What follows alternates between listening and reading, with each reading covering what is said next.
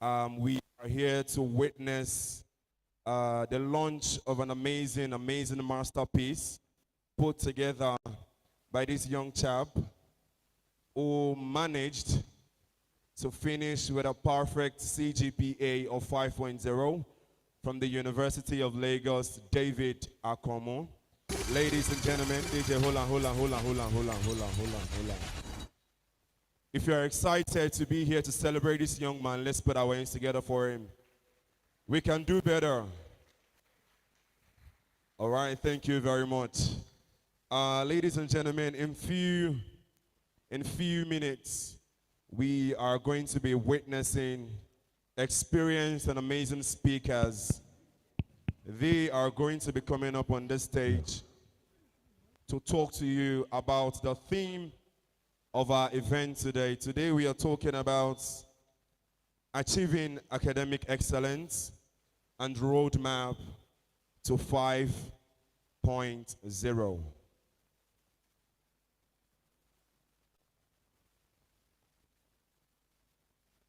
All right.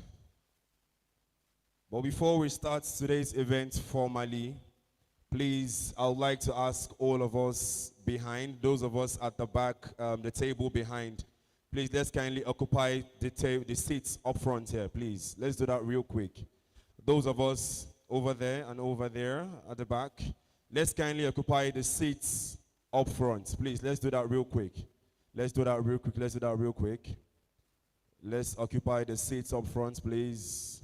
Can the hosts and the hostesses, can they assist us with organizing that real quick? So ladies and gentlemen, this amazing man thought to himself that the journey that we thought started maybe about 7 years ago, if you ask David himself, he's going to tell you that the journey didn't start 7 years, but way before then. He had a plan. He put that plan into writing, and he made sure to execute his plan. And today we are celebrating this man because he has finished with a perfect CGPA. This is something you don't come across every now and then. Ladies and gentlemen, let's put our hands together one more time for this amazing man. This man said he doesn't want to hide the updates. So he decided to pull all the updates inside a masterpiece, which is the book that we are going to be launching today. And ladies and gentlemen, I'd like to announce to you that we have a lot of copies that we are going to be giving out on giveaway terms today. So at this moment, I crave your indulgence to please, take pictures, use our hashtag roadmap to 5.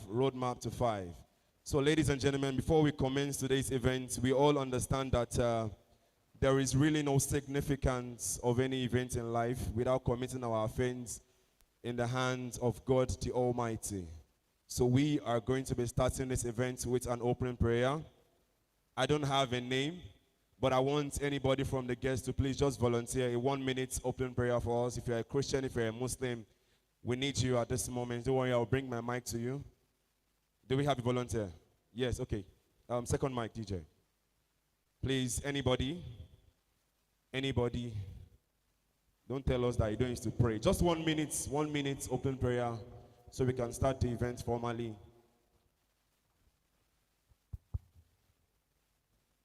One minute. Okay, yeah, we have somebody there. Please, you can rise on your feet and tell us your name, then give us an open prayer. Thank you.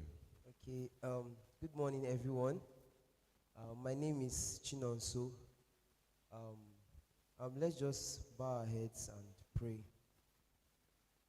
Father, we say thank you. Thank you for bringing each and every one of us here today, even for this great event, to celebrate a child of yours that you have given this gift of 5.0. Lord, you are the one that brought him and helped him thus far. We say thank you in the name of Jesus. Even as you have come to learn, even as you have come to interact, even as you have come to see the secrets, we ask that you will guide and take control of everything that will be done in the name of Jesus. Amen. Let all that will be done be done to your glory alone in the name of Jesus. I ask, O Lord, that this event will be a great success in the name of Jesus. That as many that shall come, they will going back with an impact in their lives in the name of Jesus. Bless the moderator of this event. Bless every single one, from those that sponsored the event to those, and even for the person who the event is for. Let their blessing fall upon each one in the name of Jesus. And let your name alone be glorified. There shall be no issue whatsoever with the technical communication, with any of the setup or anything. There shall be no issues in the name of Jesus. Everything will go perfectly in the name of Jesus. Thank you, Father, for you have done it. In Jesus' name we have prayed. Amen. Ladies and gentlemen, let's put our hands together for that young man who gave us the open prayer. And amen to all of his beautiful prayers. So, ladies and gentlemen, at this moment, we can say we are about to start. But we have one more assignment before we take the welcome remarks from the project manager. And that is to recite the second stanza of the national anthem. Ladies and gentlemen, obviously, I'm going to be your host. I'm already your host, and my name is Abdul Malik Adekunle. They call me the only Malik, and I'm super excited to be here as your host for today's book launch. So, ladies and gentlemen, at this moment, we would like to ask every one of us to rise on our feet. Thank you very much. Please, let's rise on our feet. Let's rise on our feet as we take the second stanza of the national anthem. Well, I don't have a nice voice or an amazing voice. Do we have anybody who has a better voice that can lead us with the second stanza? Anybody? Anybody, please, please, please, don't shame the MC. Don't shame me. Don't put me on social media. Who is going to volunteer for us? Anybody, anybody, anybody, anybody. All of you have nice voice. Now, why are you shy? Why are you shy? All right, let's do it together. Don't worry. I go try. Okay. All right, ladies and gentlemen, let's give it up for our chairman of the occasion, who is going to be volunteering to recite the second stanza of the national anthem for us. Let's put our hands together once more for Professor James Akanmu. Okay, thank you. Sincerely, the second stanza of national anthem is taken as a national prayer. Exactly. So the work we've done earlier has taken care of that responsibility, because that's the opening prayer or closing prayer of any program that's big they have done. But instead of singing, we only recite it. So some of you know it, just recite with me, but I will do the lead. O God of creation, direct our noble cause, guide our leaders right, help our youth the truth to know, to grow in love and honesty, and live in just and truth, to attain great loved height, and to be the nation where peace and justice shall reign. Thank you all. Thank you very much. Ladies and gentlemen, let's jam our hands together for that. Thank you very much, Professor. Thank you very much, Professor Akanmu James, who happens to be our chairman of today's occasion. And ladies and gentlemen, we'd like to bring to the microphone one of our fine member, one of our amazing member, who happens to be the project manager to Roadmap to 5.0.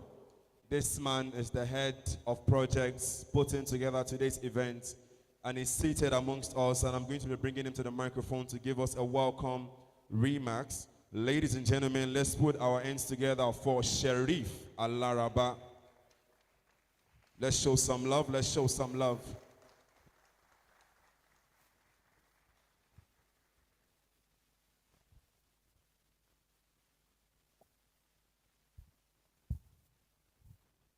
All protocols duly observed. I welcome you all to this prestigious gathering that promises to ignite our minds.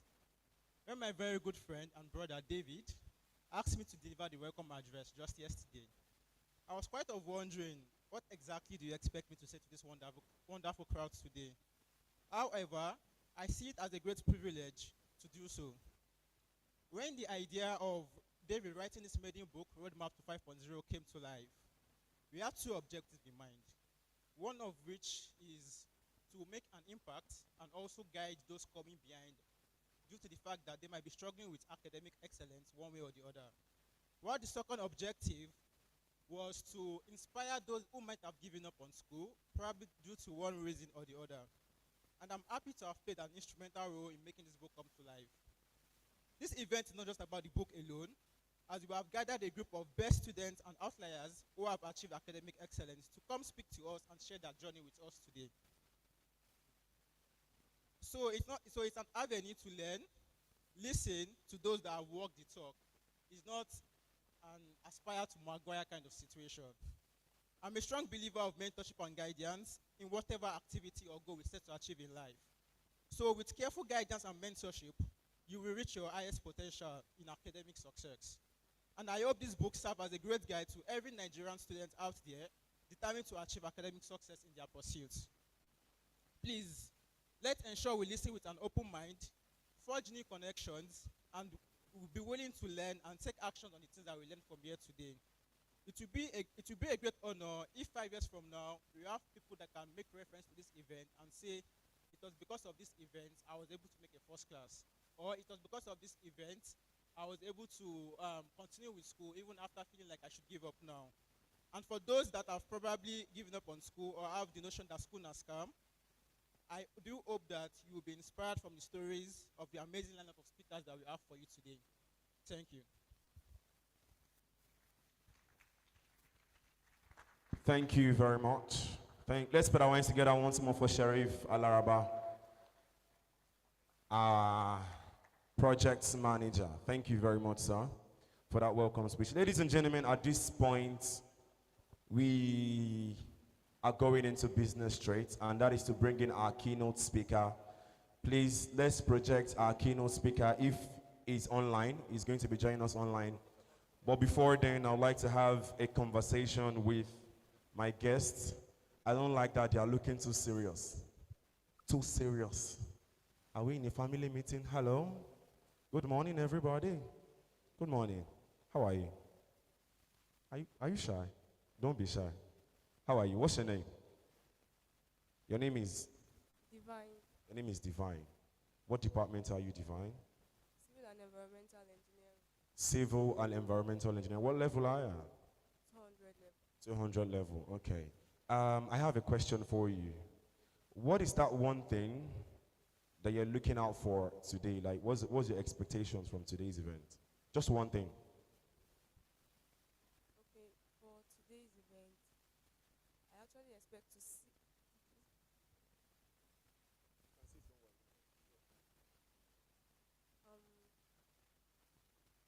My expectation for today's event is to see the author of the book and see how he thinks, the way he reasons, and then learn.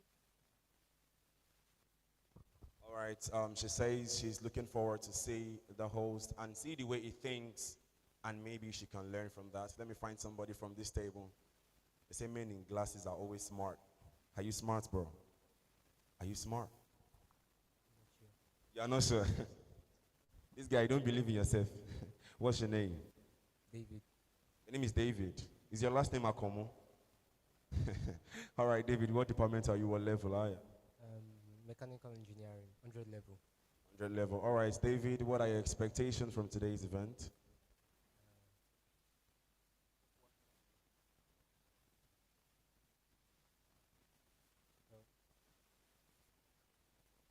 Or let me ask, why are you here?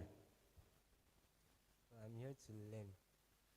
You're here to learn. To learn what exactly? Well, the not so hidden secrets to success. The not so hidden secrets to success. All right, the not so hidden secret to success.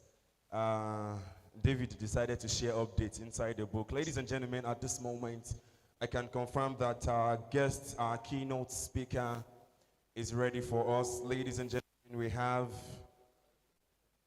exactly.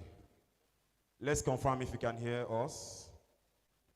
Yes, I Dr. can hear Michael you. Taiwo, can you hear us? Okay, he said he can hear us. All right, all right, all right. Okay, let me go back to my office while I recite Doctor's biography, then we can take a speech. Okay, okay, okay.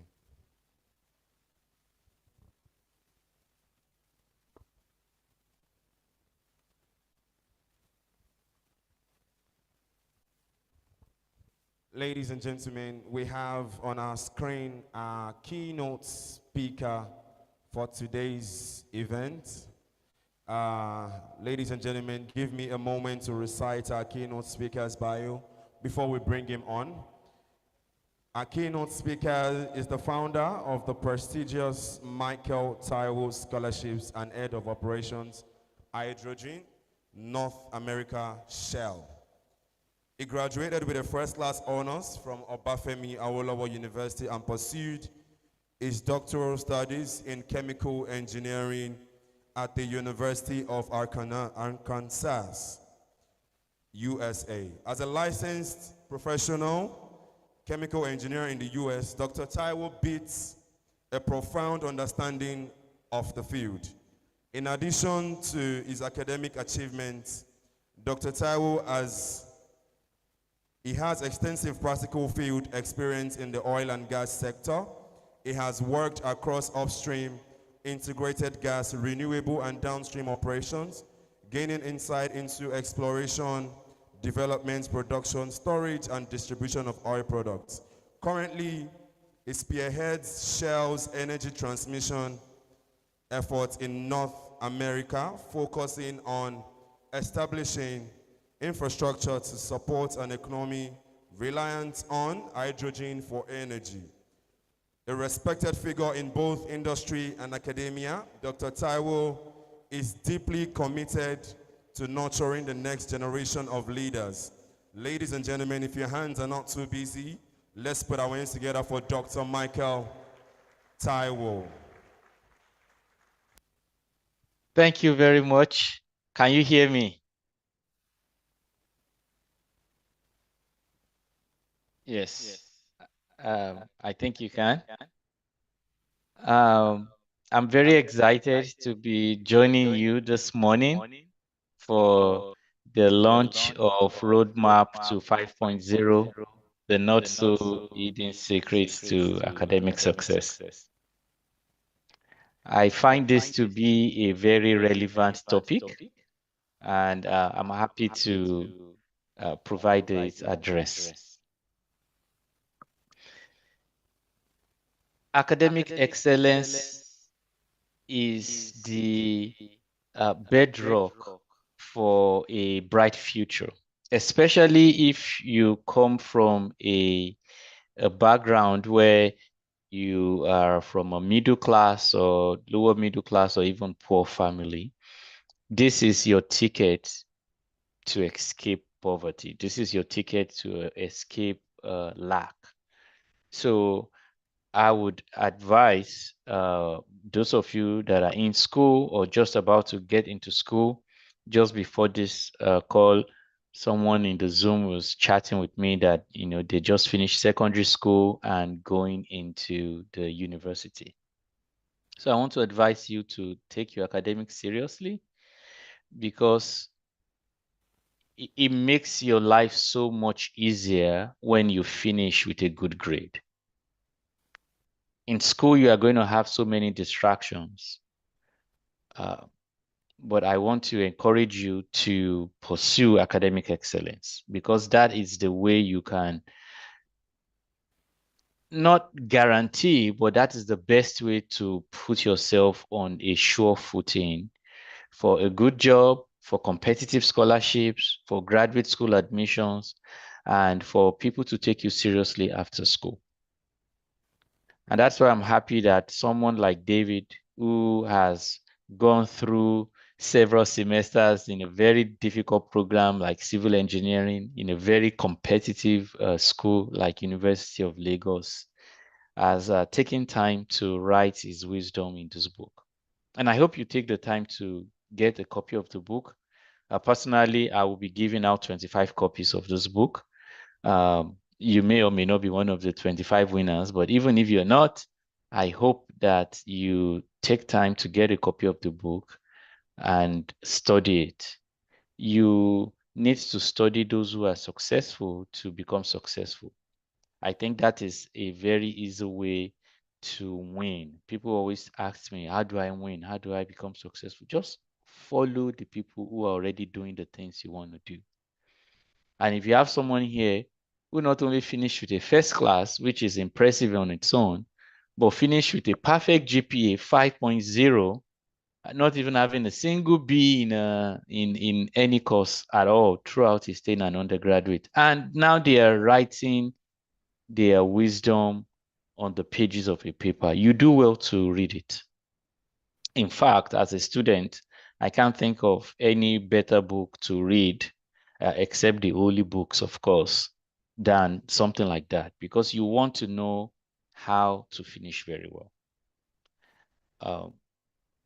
One of the ways I know is to just focus as a student. You need to have dedicated periods of time when you do nothing else. You're not on Twitter, you're not on Instagram or any of those things that distract your attention.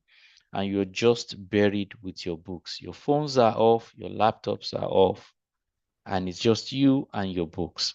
And you need to have periods like that, I would say, every day. It could be 45 minutes, it could be 2 hours, it could be 3 hours, whatever it takes for you to truly understand the material. I need to also say that not all courses are the same. So there are some courses that might be easy for you to quickly understand what you need to do. And there are some that might require you to spend more time. That's why I said you need to have the attitude of whatever it takes. If it takes 3 hours every day, I'm going to give it 3 hours every day. If it only takes 30 minutes every other day, then I will give it 30 minutes every other day. But whatever it takes, I'm going to give it. So I cannot overemphasize the importance of academic excellence. But also, I'll be doing you a disservice if I say it's only books that matter. While you are in school, try as much as possible to be engaged in what I call works of service. Try to give back, either to people who are in younger classes by maybe way of tutorial or just showing them the things that usually trap those in that demography, or you could give back to people outside of the school. But I would say having a service-oriented mindset is going to set you apart. Plus, those are things that you can put on your resume in the future. Serve in your department, serve in your school, serve in your fellowship, serve. And that's another reason why I'm very impressed with David, because even the act of writing a book is not to make money. He might not even break even with this book because it costs a lot to publish. It costs a lot of time also to write. But this is an act of service. Is dedicated precious amount of time to craft excellent prose and to put his wisdom in a book. And so I want to say, for lack of a better way of putting it, be like David. Serve, excel, push hard, do whatever it takes to be successful. I understand not everyone is going to finish with a 5.0. Maybe not even everyone will finish with a first class. But you owe it to yourself to finish with as high a GPA as you can. How high can a tree grow? As high as it can. How big will a shark be? As big as it can. It's only we humans that fail to live to our fullest potential. And all I'm asking you this morning is try to live to your fullest potential. Try to finish your undergraduate degree with as high a GPA as you can. For some of you, it will be like David, 5.0. For some, it will be a first class. But all of us owe it to ourselves to make the most of our lives. Thank you very much for this opportunity to open this event, and I wish you all success.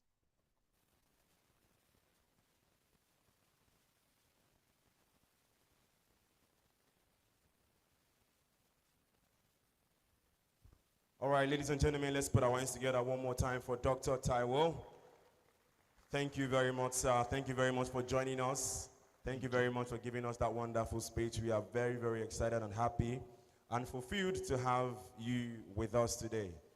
Ladies and gentlemen, while Doctor was speaking, he said something about academic excellence. DJ, can you give me something for a moment, DJ, while I confirm something? We are moving next to the panel session, but I want to confirm if our speakers are ready for us.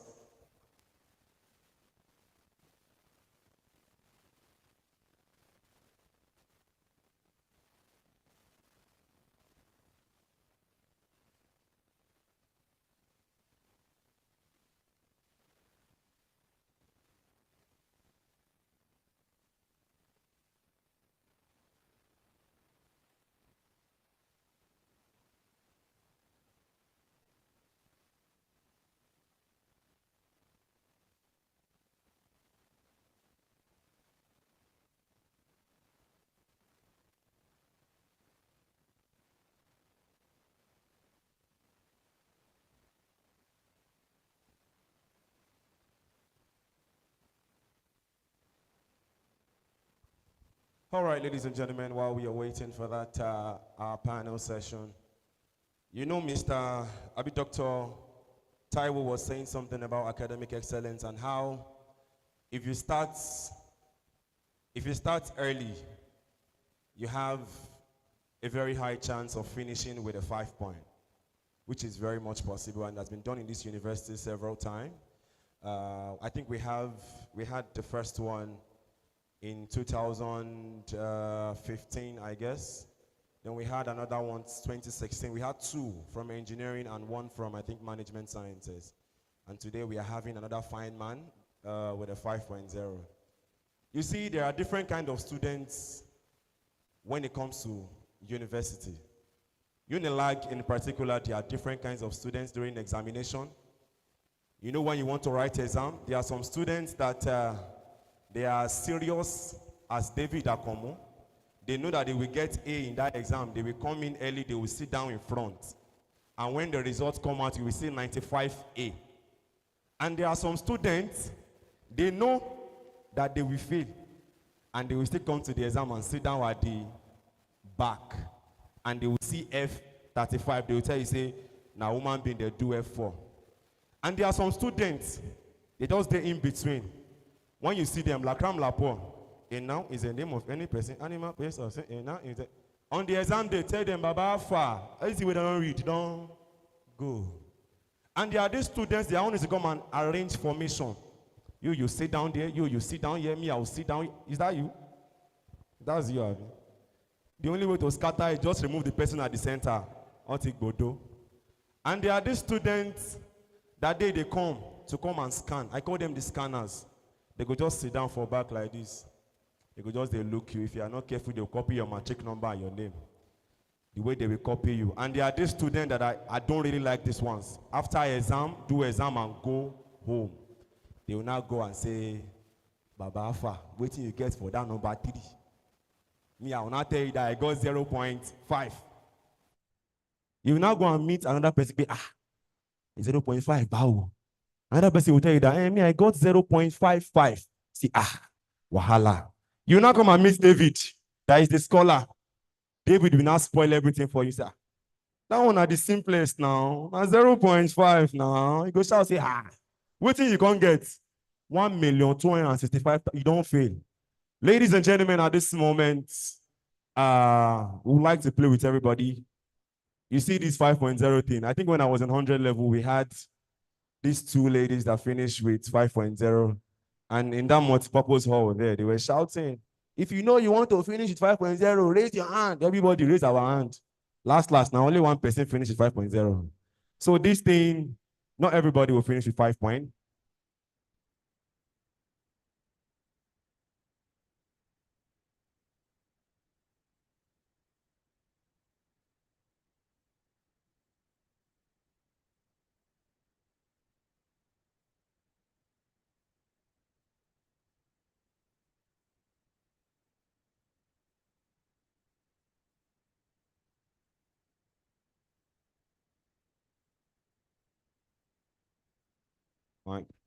Mic check, 1, 2, mic check, 1, 2. Mic check, 1, 2. All right, ladies and gentlemen, like I was saying, not everybody will finish with the first class, but make sure that you do your best to finish as high as much as you can. And today you have all of the updates that you need put together in a book. And like our speaker said, he's going to be giving out 25 copies of this book to 25 people here today. And also, we are going to be doing a challenge, maybe on social media, to pick winners that we can give this book. But at this moment, to get into business, we would like to have our next panel session, our first panel session of the day. And as the topic says, cracking the codes, strategies for maintaining a first-class CGPA. And if you can see from wherever you're seated, you can see that we have picked from some of the best to speak about this. People that we feel like, that we understand that they know what we feel, they know our pain as an undergraduate, they know things that we go through and how we can achieve this academic excellence. Ladies and gentlemen, I'll start from Bukomi Shonde, who happens to be a problem-solving whiz. She's experienced in designing both digital and physical products. She's skilled in UI, UX design and CAD. She has led multiple projects with empathy and precision. She's passionate about human-centered design. She's diving into additive manufacturing and circular design, circular plastic tech. She's also seeking collaboration and mentorship and committed to crafting solutions that matter, starting with Africa and beyond. Bukumi is a building design engineer on a mission for continuous improvement and impact. Ladies and gentlemen, Bukumi, she was top of her class and she was the best graduating female engineering student at the recently concluded 54th convocation ceremonies of University of Lagos. If your hands are not too busy, let's put our hands together for Bukumi Shonde as she walks up to the stage. We can do better. Show some love once she gets to the stage. You're welcome, Bukumi. And our next panelist to join us on this particular panel session is going to be another amazing lady, Bukola Alada, the best graduating students, not just from the Faculty of Law in the University of Lake Ibadan, but a year later, she was the overall best graduating student of the Nigerian Law School. She boasts, that's beautiful. She boasts over 2 years experience advising financial institutions, including DFIs, domestic and multinational companies on finance transactions, acquisition and project development. She is interested in development, finance, and looking to advise on innovative funding structures for finance and infrastructure development in Africa, and made it to the Junior Chamber International Nigeria awardee list for the 10 outstanding persons in Nigeria. Ladies and gentlemen, let's put our hands together for Bukola Alada. Thank you very much for joining us, Bukola. Moving on to our next panelist is Simi Loluwa. Simi Loluwa Okunowo. I hope I get that. Is it Okunowo or Okunowo? Any which one, I think is beautiful. Simi Loluwa is a recent graduate of electronic and electrical engineering from Obafemi Awolowo University.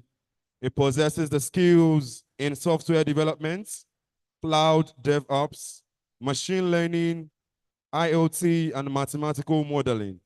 With a knack for learning an analytical problem, he graduated as the overall best graduating student of the Obafemi Awolowo University, and he enjoys tutoring while he learns his trade. Ladies and gentlemen, let's put our hands together for Simi Loluwa Okunowo. Is he with us? Okay, he's coming forward. Simi. Let's keep it coming until he gets to the stage. It's not easy to finish as the BGS of Obafemi Awolowo University. Thank you very much for joining us, Similolua. We are happy to have you amongst us today. Moving on to our next panelist, Ibrahim Kodri. Ibrahim Kodri graduated as the best graduating student, humanities, from the University of Lagos. With a bachelor's in accounting, he was a beneficiary of the Bloomberg Launch Program and currently serves as a finance intern with ARM Holding Company. A stellar CGPA of 4.94 earned him much recognition during the recently concluded Unilag convocation ceremonies. Ladies and gentlemen, bringing up on stage, Ibrahim Kodri.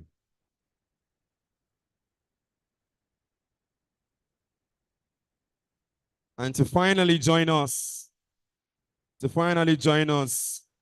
is our moderator for this panel session. You know, the beautiful thing about this panel session is the fact that we have all first-class students on this panel session. And our moderator is also a first-class graduate of civil engineering from the University of Lagos.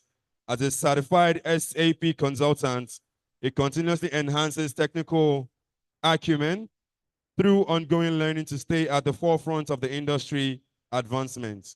He's committed to utilizing his skills and knowledge to create significant value for individuals and organizations. Ladies and gentlemen, let's put our hands together for Richard Coker, our moderator for this panel session. Let's show some love. We can do better. We can do better. Great.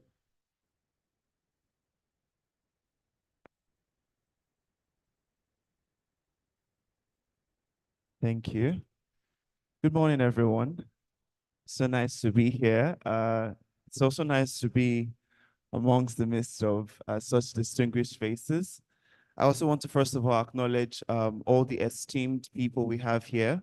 I mean, it's an honor to be amongst distinguished professors, lecturers, and also my audience that made the effort to be here. I mean, not many of us are opportune to have such sessions while we're in school. And I think that this is an opportunity for many to, take advantage of. I don't think that we should go with the rhetoric that not everybody can graduate with first class. I believe that you can graduate with first class if you put into, constant and continuous effort. If you put that constant and continuous effort based off of what we are going to be hearing from our esteemed panelists today. So we welcome you to today's session, and we'll just be asking our panelists a few questions. The theme is to crack the code. It's not a secret, actually. It's just to expose those means through which you can achieve this academic excellence. So before we start, it's just a brief walkthrough. I just want each of you to just give us what your journey was like. How was it like? How was schooling like? What were your experiences like?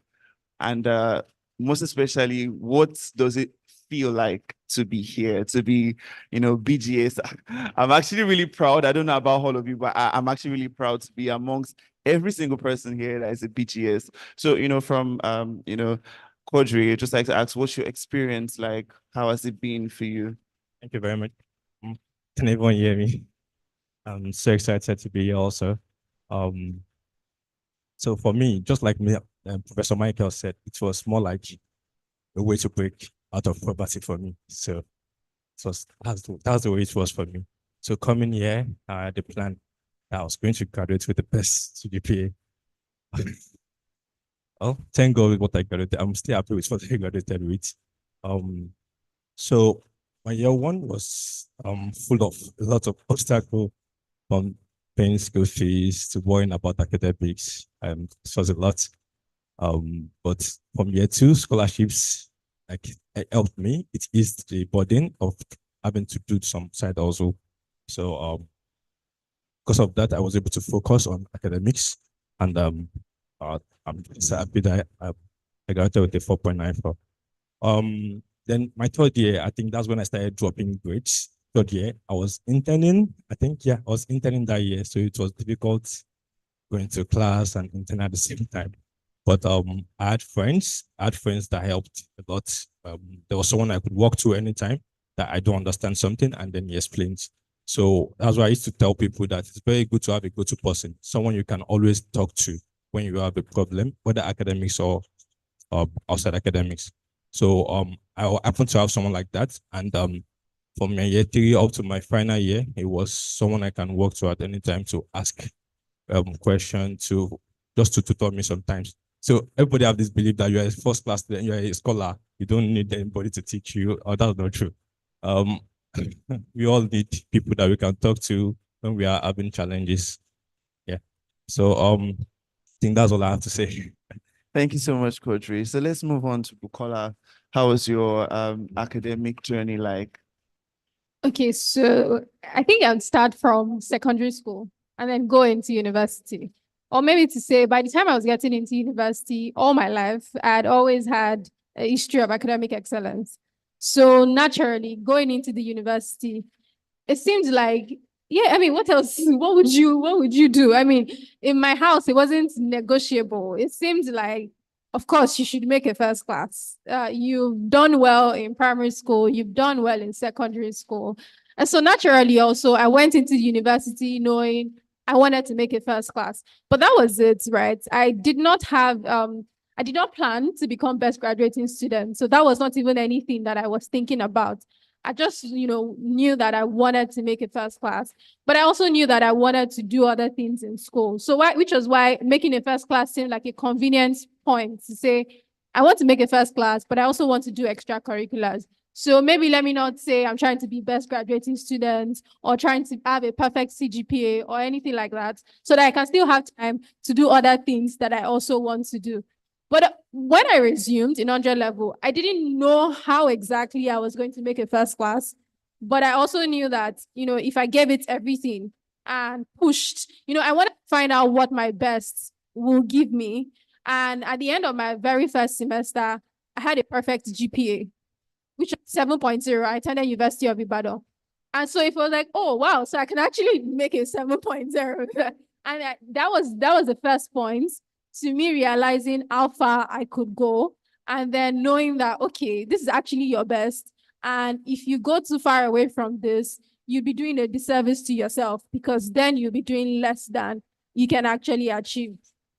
Now, midway through university, again, I had different points where I had to ask myself again, why am I pushing for a first class? What does this really mean? Apart from the fact that my family would be happy, yeah, it does sound nice to have a first class, but I definitely had points midway in my journey where, I needed to remind myself why I wanted to make a first class. And so, yeah, I think by 300 level, I'd gone through that phase. I'd come out again knowing my reasons. And by that point, I then knew that, yes, I wanted to finish as the best graduating student, because I already was in that position in my class. And then it then became a goal that I wanted to maintain. So I think that was my journey for me. I came into uni knowing that I wanted to make a first class. In between, I had to remind myself why, and even how far I wanted to go, and not just making a first class. And then I finished in that way. A round of applause for Bukola. There are some people that when you go through their profiles, you just have to exclaim the usual rhetoric. You're like, God win. Okay, so before we move on to our next panelist, we'd like to acknowledge a few distinguished guests in our midst. Would like to acknowledge Engineer Nasser Giwa. He's the coordinator of Boa Refinery and Petrochemical Limited. A round of applause for him. Would also like to acknowledge the presence of Engineer Babagana Mohammed, is the past president of the Nigerian Society of Engineers. A round of applause for him as well.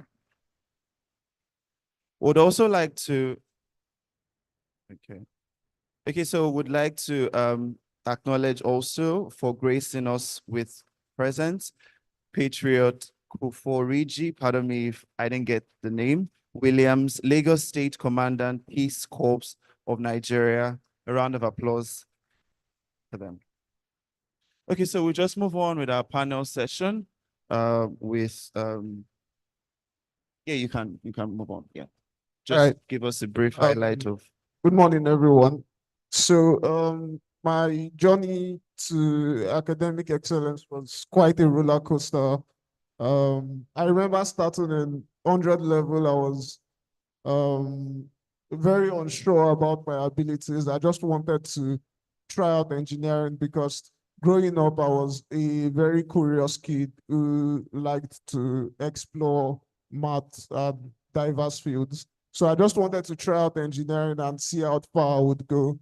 Um, Starting out, I set very clear goals for myself. I established specific and measurable goals.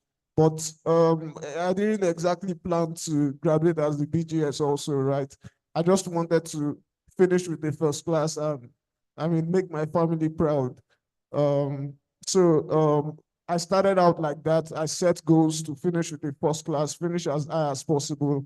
And in my second year, I had already gotten, I mean, two 5.0s. So that motivated me to put more, or it set like a benchmark for me. I realized that I could go harder, I could go better, I could give in more. So I continued to put in more effort. Um, I mean, OAU is a competitive school, and I wasn't still focused on graduating as the BGS. I just realized that I could go harder. So I continued to put in more. I continued to put in more. That relentless effort pushed me to eventually graduate with a first class and a CGPA of 4.93 and also the honor of graduating as the best student in the institution. So yeah, it was a roller coaster. I mean, there were obstacles, but I always viewed them as opportunities for growth. Yeah, I think that's all. Thank A you. round of applause for Similolua. I think that one thing I've gained is the fact that, not many started with the idea that they wanted to be best graduating students. Many just wanted to attain a first class. And that's why I think I said from the beginning that I don't particularly subscribe to the rhetoric that every single person seated here cannot graduate with a first class. I believe that you can, and I know that you can. Right. So before we move on, I think you'll be doing yourself a very great disservice if you are not penning a few things down from these people, because we are going to be tapping from their wealth of expertise, their wealth of experience. And I think that, if we can pinpoint a few things, and like I said, continuous effort and development and investment, right? Because it's a sacrifice. I believe it's a sacrifice. It's not really easy, right? So it's a sacrifice. I believe that we can achieve, that first class goal. So a round of applause for them so far. Yeah. So let's move on to Bukumi. So just give us a brief highlight of the experience. All right, so good morning, everybody. Unlike them, I didn't know what I wanted to do when I entered university. Well, I knew I wanted to study mechanical engineering, but I wanted to study it for the wrongest reasons. Um, my mama told me that time that women don't do mechanical engineering. It's a man's work and it's very hard. So what I entered university with was, I want to see what's so hard about that course. I want to just see it. And that's why I entered, or I registered for mechanical engineering. And so when I entered, I had a lot of classmates that had very great grades from secondary school, like 9 A's, over 300 in JAM. And then I looked at my result and I was like, oh, more. I'm going to be in the same class with these people. So starting in year one, we had like a lot of freshers orientation. We had this guy speak to us about their journey in school. And it was from there I actually gained the inspiration to work towards a first class. Like I told myself that, oh, if these guys can do it, then I'm not any different from them. And a lot of them started highlighting smart work instead of hard work. And so I started thinking, what's the smart work thing they're saying? What are they even talking about? And I reached out to a couple of people and they explained what they meant by smart work. And I said, oh, I'm going to give it a shot, try my possible best in year one. I mean, I was in a class of over 100 students then, and we were 4 girls in, in the class. So I was like, oh, I'm going to try my best. And I would never give anybody the reason to say, you're a girl, that's why you didn't do well in mechanical engineering. I think before she moves on, we should give her a round of applause for that. I mean, it's a lot, actually. All right. right. So after the first semester, because they told us that year one is the easiest year to get a 5.0. So all of us carried our head. We're like, should we secondary school math and physics? We will do it. And yeah, it was like that. And a lot of us had a 5.0, which I think was the initial boost I needed. Because out of everybody that had a 5.0, I was the only girl. And so everybody was like, who is that Bukumi? Who is that person? Who is that? Who is that? And it sort of putting a little pressure on me to not let that grade drop. So even when I knew my classmates were like doing other things and all that, I would be like, no, Bukumi, you have to read. You have to read and you have to end this the right way. I told myself that I wouldn't cheat to get the grade so that I can beat my chest and say, I got a first class with my own power and with the help of God. And so I prayed a lot. I will not lie. I cried a lot in prayer. I tried to work hard and I tried to reach out to friends. I won't underestimate the power of having great friends, especially friends that have like minds with you. And that's what pulled me throughout the whole year. I mean, my reason for going into mechanical engineering was just to see what was hard about it. And before year 3, that whole perspective changed. It became more of a curiosity mindset. Like, how are these people this creative? What on earth is going through their minds? Like, who came up with the ICE engine? Like, what was he thinking? And that curiosity sort of fueled my desire for engineering and actually spurred me to do better. Thank you very much, Bukumi. A round of applause for them. I think, the major highlight is it's not really easy. And that's just the truth. It's a journey of sacrifice. It's a journey of tears. I think myself, I also cried a lot while in school. Unilag is a very competitive space, very competitive space. And, for you to graduate, not just first graduating student, but best female graduating student as well. I think that's a feat, that's an accomplishment, Bukumi. A round of applause once again for her. Thank you very much. So let's move on into the specific questions I think that are on the minds of every student here today. My first question will go to Bukola. Reading through your profile, Bukola, like I said, I was just exclaiming, God, when? Because I think it's quite a struggle to balance academics with extracurriculars. And I think that you did that quite well, because while I was looking through your profile, I was like, member of this particular club, executive member of that particular club. Our volunteering experience also, she has very vast experience, And for some students, it's a big issue, trying to create that balance between academics, extracurriculars. It might not necessarily even be extracurriculars. It might be jobs. Some people are coming from a certain background that you have to support yourself. Some might need to, engage or enroll in extra courses, online courses, things like that. Some, it could be like their volunteering experience as well. So, how did you balance academics with your extracurriculars? How were you able to manage your time, manage your schedule, and all those things? What insight would you give to those students? Thank you. I think first I'll start from your last point, which is that it's not easy. And, when I look back at my time in uni, I can definitely still remember that it wasn't easy. But then again, it's not that it's not doable, because most times what you're trying to do, other people have done it. There's barely anything that's really new under the sun. So, you just have to find the people that have done it and then, speak to them and get ideas from them, then model it in a way that can work for you. Now, one thing that pushed me all through was interest. I really wanted to do those things, but I also wanted to do well in school. But also, I knew that one thing that was totally not negotiable was my academics with everything else I was doing. So if there was ever any conflict with my schoolwork and my extracurriculars, it was not a debate. It was not I need to draw the pros and cons. It was straight up my schoolwork. And I mean, the logic was this. I was in school for my academics. You can do extracurriculars elsewhere. You can volunteer elsewhere.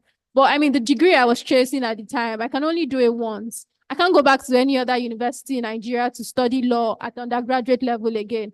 So if I didn't make a first class, if I didn't get a good grades, then that was it. I could not do it again. I mean, I can go study another degree, but it wouldn't be that same one. So first thing was I'd accepted that schoolwork was going to take a lot of my time. And, I already knew that, okay, it's 5 years and then law school, 6 years. I was going to give that time.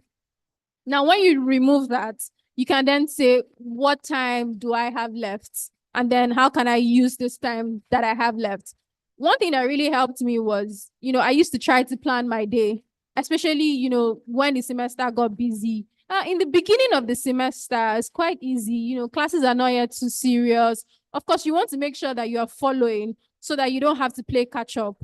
I mean, I tried to attend classes as much as I could, try to follow, but I tried to also plan. I mean, every time school resumes, you have course outline. You should know your school's calendar. From the day you resume, you know the day exam is. In my school, for example, every semester we had 13 weeks of lectures. So by the 14th week, exam is coming. From the first week of your lectures, your lecturer gives you course outline.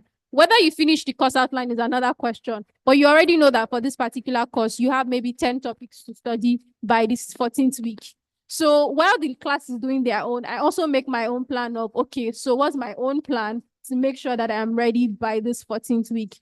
Now, I do that down to a weekly basis and then a daily basis. I try to study every day. I can't say that I studied every single day. There were some days where it wasn't possible, but I tried to, so as not to put too much pressure on myself. And one thing I just tried to do was have a plan even on those days. So on the days when I knew that I had to attend meetings for extracurricular activities, and then I had classes as well, I mean, you have 24 hours in a day. Most times I don't sleep till maybe 11, 12. So I know maybe 12 to 6, I'm sleeping. 6 to 8, I'm doing this. Like secondary school, if you were in boarding house, how you have a plan, you have prep time, you have eating time. Yeah, so it's that sort of thing you literally have to do to manage your time so that no single hour goes unaccounted for. But you also have to factor in time to rest, time to gist with your friends, time to, do nothing. Otherwise, you burn out and then the time doesn't work. But you just have to know that you have 24 hours, remove time to sleep, remove the time you have for class, remove the time that you have to study. Maybe you get like 3 hours that you can then use for extracurriculars or anything. But overall, one thing that is always important is if there's any conflict between schoolwork and extracurriculars, pick your schoolwork. It's not an argument. It's not a debate. Thank you very much. A round of applause for her. One thing I was able to coin from that is set your priorities right. I believe we need to know why we are here, right? It's not a gamble, it's not a debate. You are here for your academics. And like she said, you can always do extracurriculars outside of school. You can always have volunteering experience outside of school and all those things. So basically, just have a proper time schedule your time right. And one thing that she said, which is very important, is, for you not to get overwhelmed, I feel like it's very important that we also schedule time for rest. Very, very important. Schedule time for rest. Schedule time for, social activities. You are just gisting. Sometimes I love to take walks. So I like to schedule time for those things. So a round of applause once again for Bukola. Okay, so we'll move on to our next question. I remember Bukumi said something, back then also when I was entering school, there was always this cliche, smart work over hard work. There are several, it just painted it like as though there are certain corners you have to go through to achieve, the success. So my question, actually goes to Quadri. So I want to ask, do you have any specific, how would I put it? Let's call it expo. Do you have any specific expo, all those strategies, techniques that you would use personally to, get to where you've gotten to? Yeah, I do. Yeah, okay. So there are two things I do. The first one is before we resume any semester, I have a plan. I create a plan because sometimes I meet after our exam, I meet those that ahead of me. I meet them to get their outline, their materials. So from that, I plan myself. I have a timetable. Okay, by this time, I must have finished this.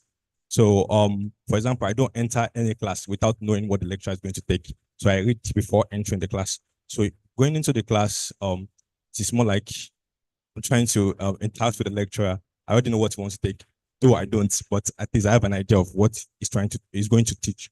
So that helps a lot for me. So in class, I don't need to write, I listen, right? That's one important thing. The second thing is also attending classes. So there's this hint, I don't know how, I tell people that this lecturer will set this question and they'll feel like, how do I know? It's obvious, you can tell the way, the countenance, the way they're emphasizing when they are teaching it, is it the difficulty of that particular topic? So from that, you can read their content, you can exactly, at least this person who said this. So even the courses that I had I knew the question that came out, I knew they were going to come out, but due to some reasons. But most times I know this lecturer will set this question, and the reason I was able to do that was because I attend their class, I listen to them, and then I can, from their body language, I can at least tell what they can set. Yeah. Thank you very much. A round of applause for Quadri. So I'll just be doing some sort of reiteration. Like I said, you are doing yourself a very big disservice if you're not pinning and penning a few things down. So, like he said, the first thing is have a plan for the semester, right? Have a plan before you enter that particular semester. And the second thing he also mentioned is having a plan before you enter the class, right? You are reading ahead. You also mentioned having, stable relationship with people that are ahead of you. You understand? So you can have an overview of your outline, before that particular semester. Reaching out to those people for guidance and mentorship, very, very important. Something that will really help you, And also one thing that I really liked was the fact that he said, you are entering a class not to write, you are entering to listen, right? Because like he said, I think if you are here, you would know that you also have that kind of clairvoyance that this question is going to come out. You get that constant reiteration. The professor or the lecturer is just going on and on and on about that particular thing, right? So many people, if you don't enter a class with adequate preparation, I don't think that you'll be able to pinpoint those certain areas, that, you're just going to miss out on them. So like he said, very, very important that you prepare before you enter the class. Once again, a round of applause for Quadri. Thank you very much for that answer. So my next question goes to our most esteemed Kumi. I think one thing that is peculiar to me, I'm just going to use my story as a point of contact, set context, is motivation and drive, right? So like you said, you entered mechanical engineering with like the wrongest of reasons. You just wanted to know how hard it was, right? And, a round of applause for actually beating, just how hard that that journey was, right? So for me, it was a lot because I entered civil engineering because my dad was a surveyor. So it was just like you're following through the family line. And it was quite hard to gain that passion and to gain that drive, most especially because you are not there for the right reasons, right? For someone like you now, you are able to create that zeal and motivation. Oh, this thing is hard, so I want to beat it. But some people, if they are already within that system, they are not able to function properly because they don't have that sort of motivation and drive that is necessary. So the first question to you is, what exactly does motivation look like to you? What exactly do you feel like what exactly should constitute drive for a student, and how can a student maximize that drive and motivation to ensure that they achieve this academic excellence?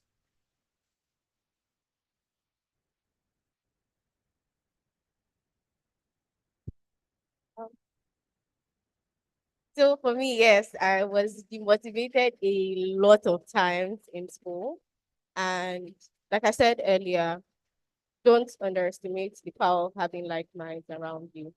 So yes, I knew I wanted to do engineering. Yes, I knew I wanted to do well in mechanical engineering. There were a lot of distractions. There was this tech wave. The way tech just came and rushed through engineering, and everybody started leaving engineering for tech and all that. But then I had friends who were passionate about what they did, and their passion rubbed off on me. So even when I felt like is this really worth it? Do I really want to do this? I would go back to them and talk to them. And when they speak, I remember why I decided to do this in the first place. And then it spurred me to do better. And there's also one more thing that was very particular to me, and that was prayer. I would never say anything without including the fact that so many times I would go to God and be like, God, I don't know how this thing is going. I'm getting confused. I'm getting lost. I feel like I'm not doing so well, but I know this is your will for me. You put me here. I know you want me to do well. You've set the path for me, and just be my strength. So that was a constant prayer, friends, and putting in the hard work. When you put in the hard work also, and you see results for the hard work you put in, it also acts as a like motivation to you. So sometimes I'll feel down, and then I'll look back at my grades and be like, you did it. You can't fail. You'll be fine. Like, just keep doing what you've been doing. Ask questions, ask for help, hold your friends tight, good friends, the friends that have like minds. And yeah, those have been my sources of motivation. Thank you very much, Bukumi. A round of applause for Bukumi. Thank you so much for that answer. Oh, okay. Yes, you can. So I'm going to add to your answer on getting the drive. Now, as someone who sometimes loses the drive in between, I'm not someone who has always identified with having a passion. It's sometimes difficult because you lose your drive. One thing I think I found that always works for me is look at people who have done that thing and try to, find what you find the most interesting about where they are now. So for example, when I was in 300 level, I was studying law, and I still, my motivation was, I wanted to make it first class, but I needed to understand what it really meant for me and, what the outcome was going to be. So I would go on LinkedIn, look at people who finished from my school, who made it first class, where they were working. I actually tried to picture what their work looked like, Googled the firms, read about the quality of work that the firms were doing, even looked for pictures of the buildings of the firm, looked at how the people appeared online, because I needed to see it to be real. And that was the motivation for me. I needed to know that, it's not just a nice to have, because it was a lot of work. And I needed to know that I wasn't doing all that work for what is just a nice to have. It needed to seem like I would be missing out on something if I did not put in that work. So I would go online, look for people, actually see, perks of their job, and realize how, getting that good grade would help me get there. And that was always a stronger motivation for me than, it's nice to have, but I don't know. Thank you so much, Bukola. So before we move on, I would like to do a special shout out, right? So, based off of this question, I remember during my schooling days, it was a lot trying to get that motivation. Honestly, it was a lot. And I think one thing I've gotten from you guys is the power of friendship. I think David came into the limelight when, he achieved this 5.0 mark, but David was my classmate.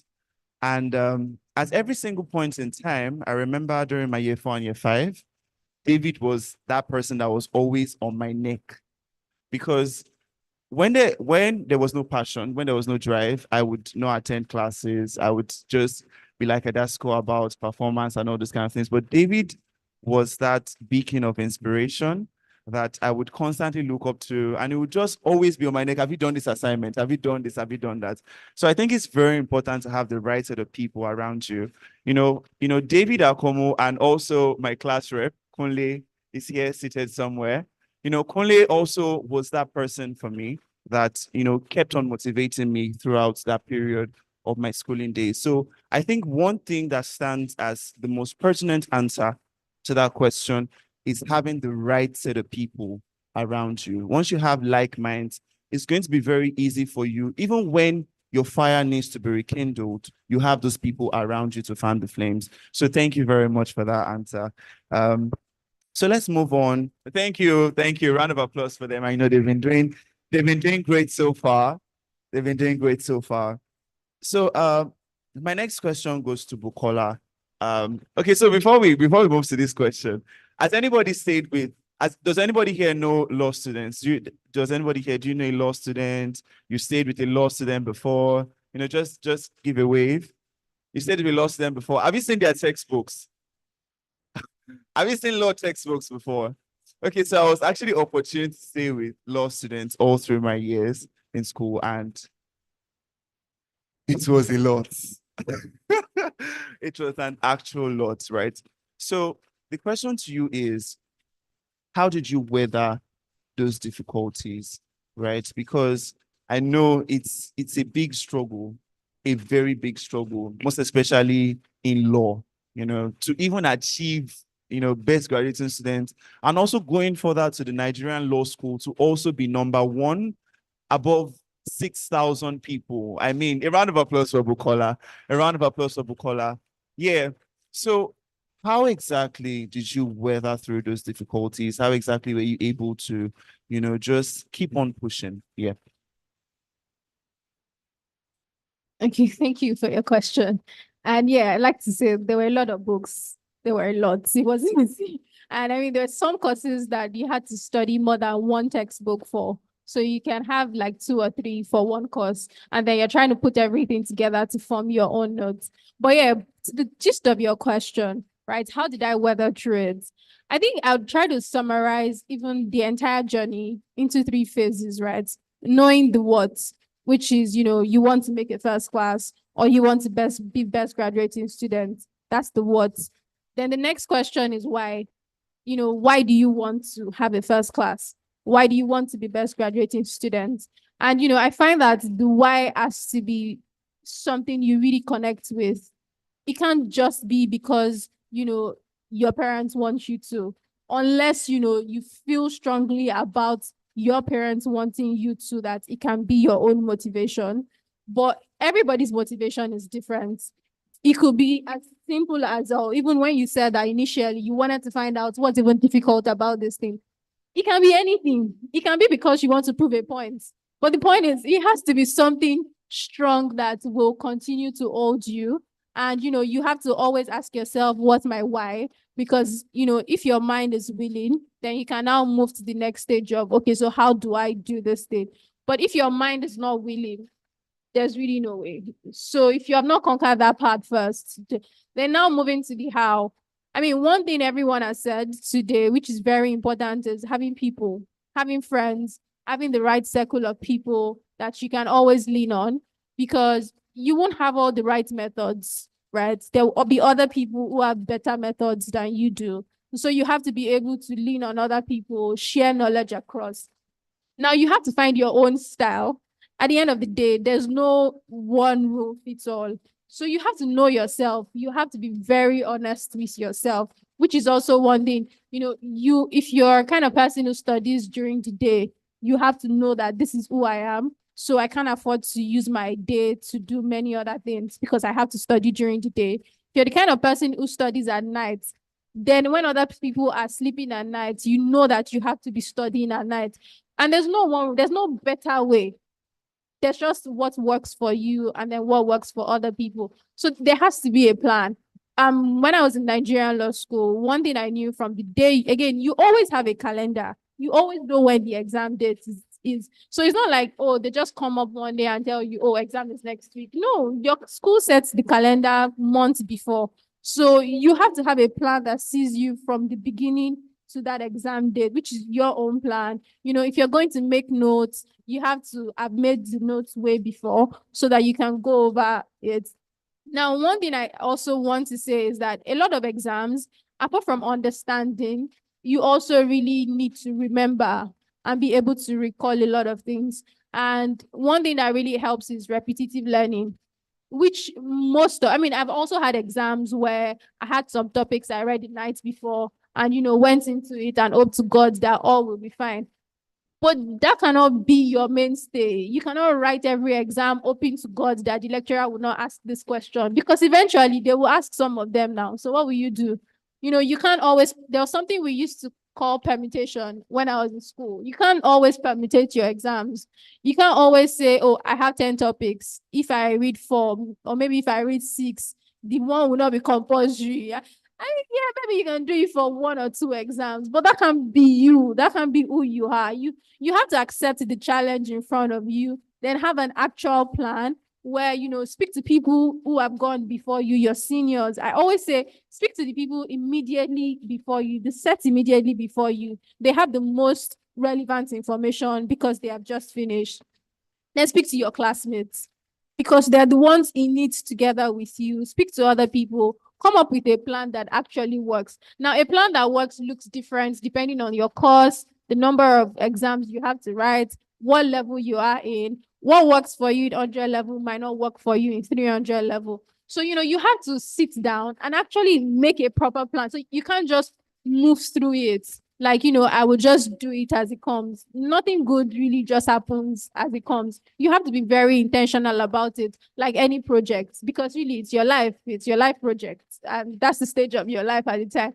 So you have to be very intentional. Make plans that had weekly, daily, you know, account for all the factors, you know, things, manage your time and speak to people. Just always speak to people. Thank you very much. A round of applause for Bukola. And also for all our panelists. I think so far you guys have been doing well. So just like a follow-up question to Bukola, I just want you to give us a more specific view, right? So probably maybe the challenge or the struggle was like a difficult course or maybe a difficult lecturer, or it could just be like a time when, you know, things were not just working well, like things that are external to your academics, you know, they basically influence you as a person. So I don't know if you can just give us a specific scenario and, you know, how you were able to just walk through that particular situation. Okay, so I think a good example would be when I was in 200 level. So when I was in 100 level, I was studying a different course. And then in my 200 level, I changed to law. Now, I didn't change at the very beginning of the semester. So it was a few weeks into the first semester. And naturally, I was a little behind. Now, the courses also were a little different and they were a bit more difficult. Now, one thing I've always found with any challenge, whether it's that or even there were difficult lecturers also. There's some lecturers you don't really know what they want. There's some lecturers who, you know, barely show up. And I mean, you're going to have exams either way. So the first thing I always find is with whatever challenge, whether it's financial, whether it's anything, right? You have to first acknowledge that there's a challenge. You know, you can't run away from the fact that there's a problem. Unfortunately, I mean, it's life. There will always be one problem or the other. Acknowledge what that problem is. Try not to, you know, internalize the problem and make it a you thing to the extent where you start to see it as, oh, I'm the only one who has a problem. Everyone else has it easy. And so because I have this problem is affecting me so much, there's nothing I can do about it. So first thing is acknowledge the problem, but don't, you know, internalize the problem such that you make it just a you thing. And then from there, one thing I try to do is write out things within my control and the things that are not within my control. And then I try to focus on the things that are within my control. And you hope to God that the ones that are not within your control, you know, that the stars align in your favor. Thank you so much, Bukola. A round of applause for Bukola. That was a very beautiful and insightful answer. You know, have first off an acknowledgement of the fact that you have a situational challenge, you know, a circumstance that is within your control and one that is not within your control. And, you know, like Bukumi said, like some of us that we hang on to our faith while in school, you know, you just go to God with those things that are, you know, outside of your control. But first of all, acknowledge the fact that you have the control. You have situations that are within your control. Don't internalize those problems, right? Everybody's also going through one thing or the other. So it's not just about you. It's about how you can weather through those situations, right? So let's move on further. So this question is going to Quadri, yeah. So how do you handle distractions? And most especially because University of Lagos is when I have people from like other schools come to Unilag, you're like, oh, the social experience here is so loud. You know, you have exposure to like so many things. You can live your life as freely as you want to. There are so many distractions as well, you know, outside the confines of the university. You have social media, you have like other things that's, you know, you are indulged in, one thing or the other. So how do you manage these distractions? How do you ensure that they are kept in check? Still comes back to having right people behind, like with you, right friends, and also creating a plan. I emphasize the importance of this.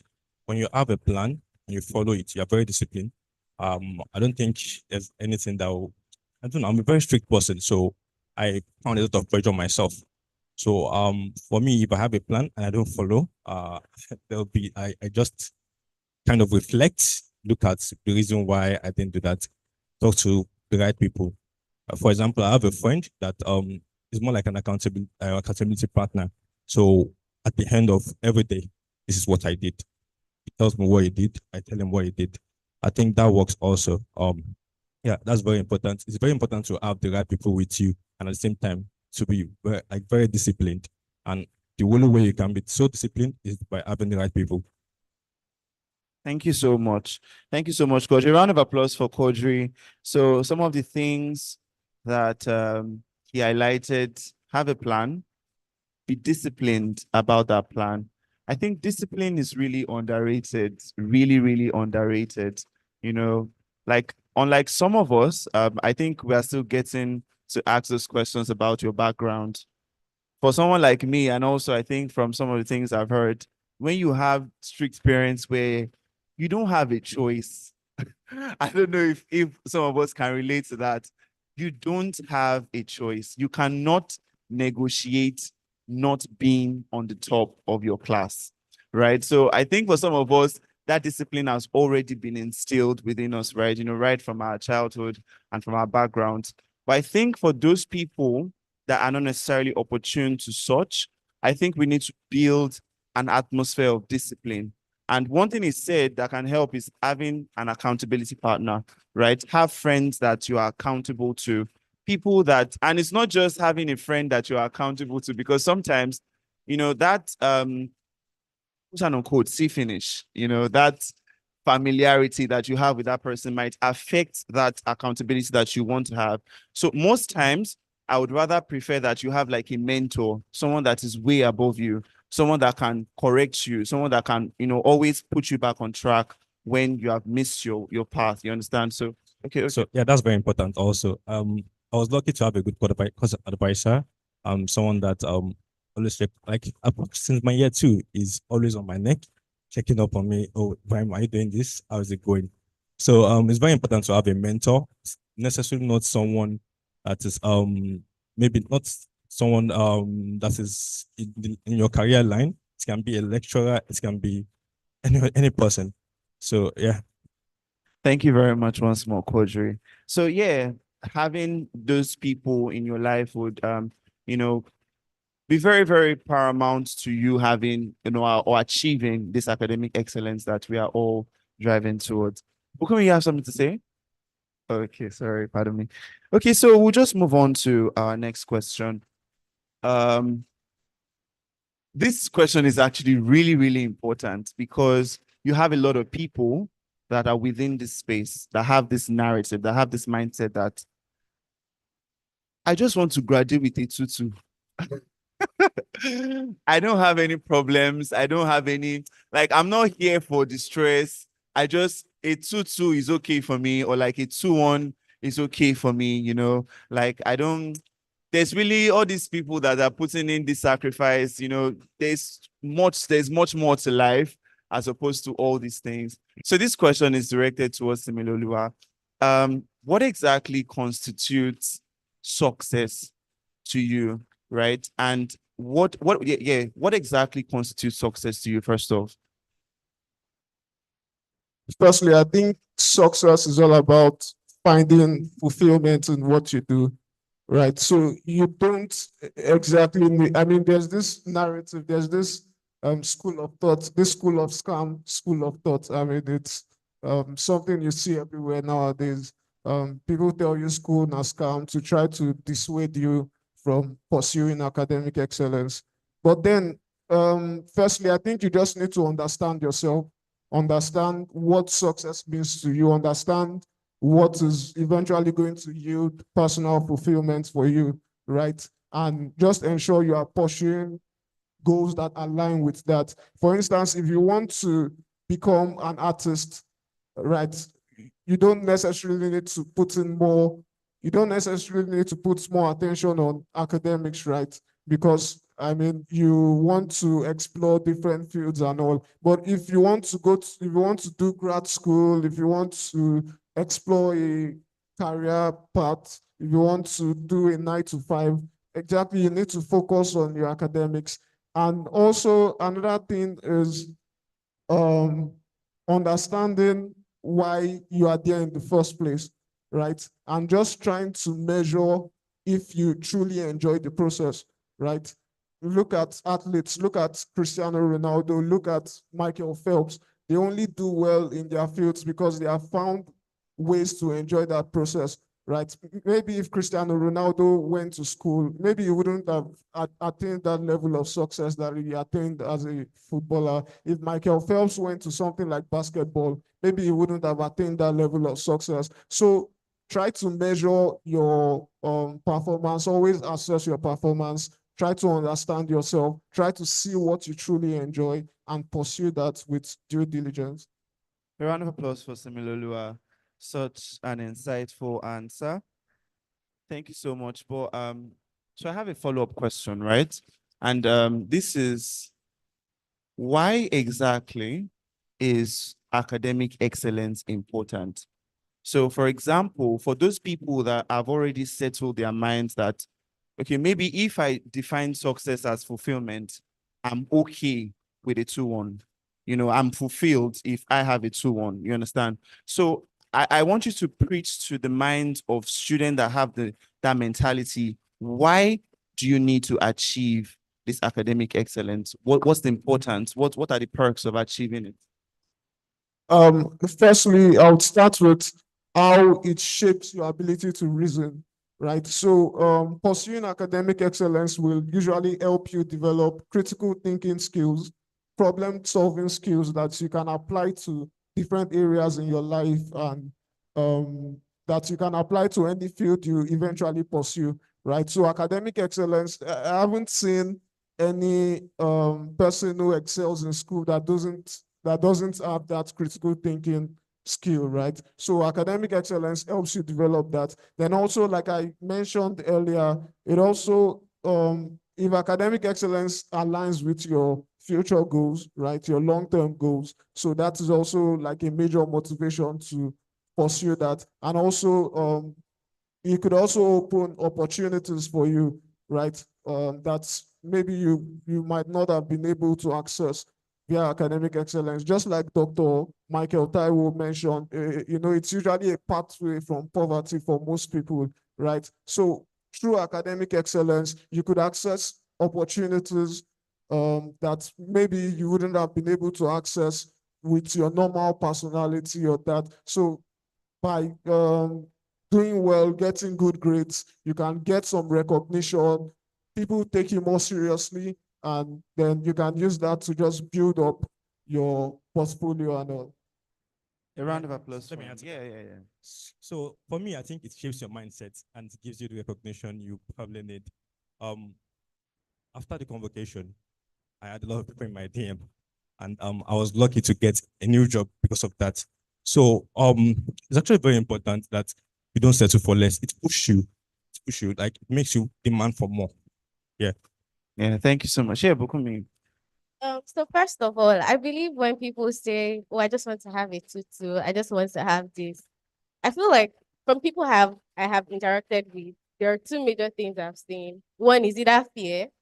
They are afraid that, oh, I can't achieve this first class. It's not possible. Maybe because of past records, like I didn't do so well in secondary school, or maybe someone has just been saying it to them, like, you are not smart, you are not this, you are not that, or even personal belief. And then the second reason maybe they're not doing what they wanted to do. Maybe they were forced to do that course. They say, oh, you have to do this, you have to do this. Or like we used to say, the university gave you that course. So, yeah. But one thing I've learned over the years, and it's something that I've heard from different people over time, is that whatever is worth doing at all is worth doing well. And whatever has been placed in your hands, like do it well, because you don't know the rewards that may come from that, right? So So anybody who is thinking of, let me just finish with a 2-2 because of fear, I would advise you seek out mentors, like they say, talk to people. They used to say that the person that's coming first in class does not have two heads, and they actually don't have two heads. I was not the best graduating student in my secondary school. In fact, I was like 10th or something. And I learned from people around me. I learned to understand myself. Like, don't go for overnight because your friends are going for overnight. I know that I don't do well with TDVs. I can't read overnight, but I know that I'm an early morning person. So waking up 5 a.m. to read, it feels like a channel of understanding has been opened. So I feel like know who you are, know what works for you, speak to people to eliminate the fear. And if you're in a case where you're not doing what you would like to do, I think there can always be that balance of incorporating what you want to do with what you're presently doing. I won't say you should drop out of school and all that, because there's still little skills, little knowledge you pick on day in, day out that you're not aware that you're picking on. And you should just hold on to it. For instance, during my IT, I worked in Tropical Naturals, the manufacturers of Dudu. And when I was going there, a lot of people were like, what are you going to do there? What exactly is sending you there? Like, SLB has said you should try internship here. This company has said you should try there. And going there, I was exposed to so much chemistry. I hated chemistry all my life. In fact, that's why I even did engineering, because I was like, nothing will join me with chemistry. Me and chemistry, it's over with us. I'm never trying this anymore. But it helped me see where the foundation of things started from. It helped me see the importance. And funny enough, during my internship, I didn't do anything for the company. Thankfully, the MD of the company was a philanthropist, and he was hell bent on helping young people grow and building a mind of innovation. So I was supposed to come up with mechanical designs at the end of the day to solve some of their chemical or chemistry problems, and understanding that chemistry sort of helped me align the fields. It sort of helped me see the integration between so many fields. Now, I hated the place when I first got there, but because I stayed and decided to immerse myself in the chemistry I was doing when I first started, it helped me in the long run. So, like I said, try to integrate what you know with what you're doing or what you like. I have friends that did engineering that still do art, still do music. They did well in school. Most of them are they even doing the engineering now, but there's an atom of difference to what they're doing now, probably because of the space they found themselves in. Thank you so much, Bukola. I don't know if Bukola, you have a response to that as well. So in addition to what Bukumi mentioned, I mean, my first response was going to be that many people will say, oh, I'm fine with a 2-1 or a 2-2. There are two things. Bukumi has spoken to fear.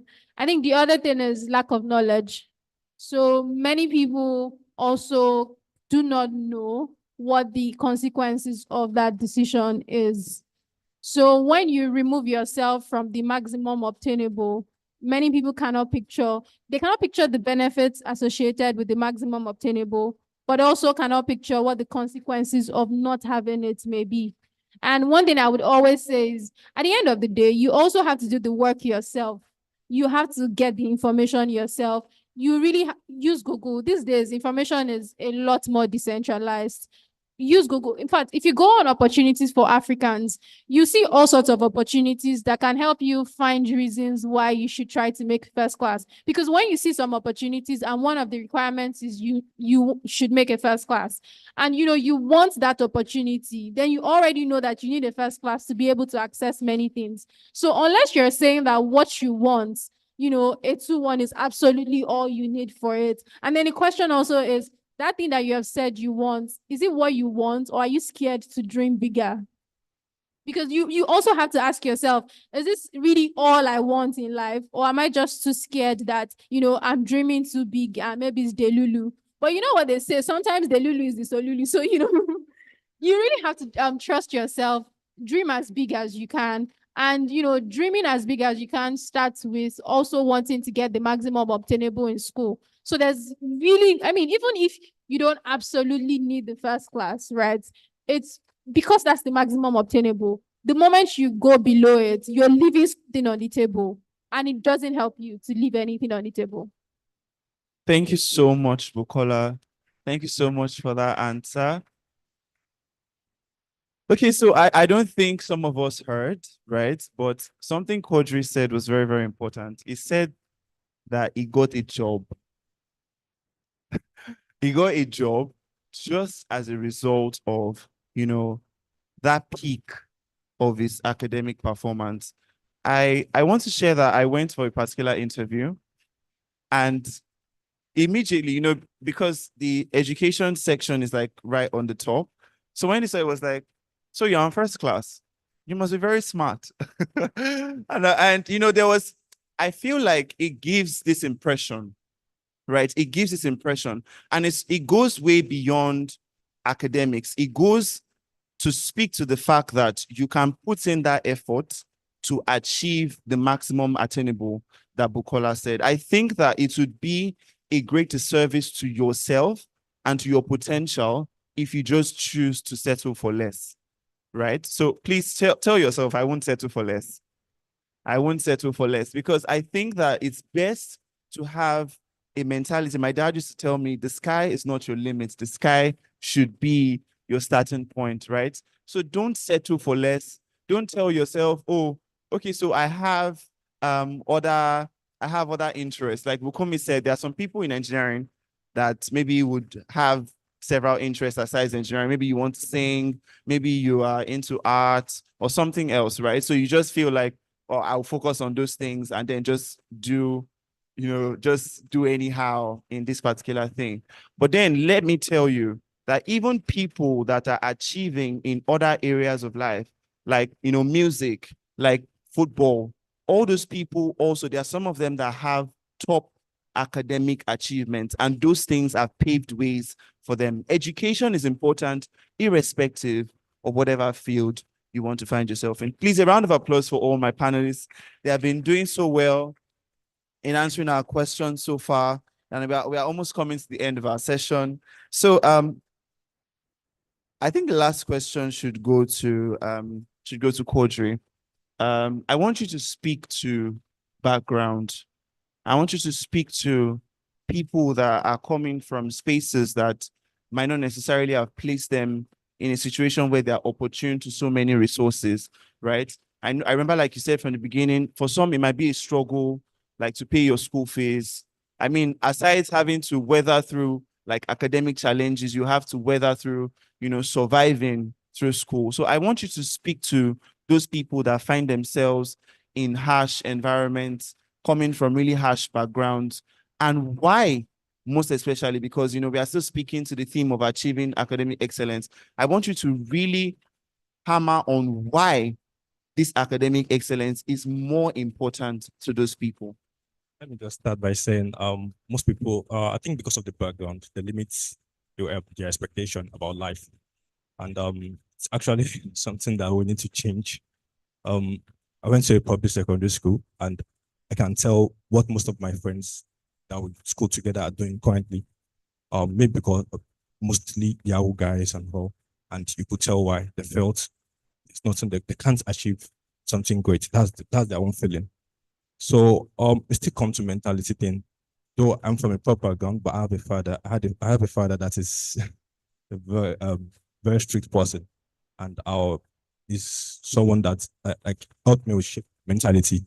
So it is very, very important that they have this mentality and drive. And what can help them do this? People like me, other people that are very successful should probably take one or maybe a time to meet these people, probably in secondary schools, meet them to motivate them. It's a very important thing.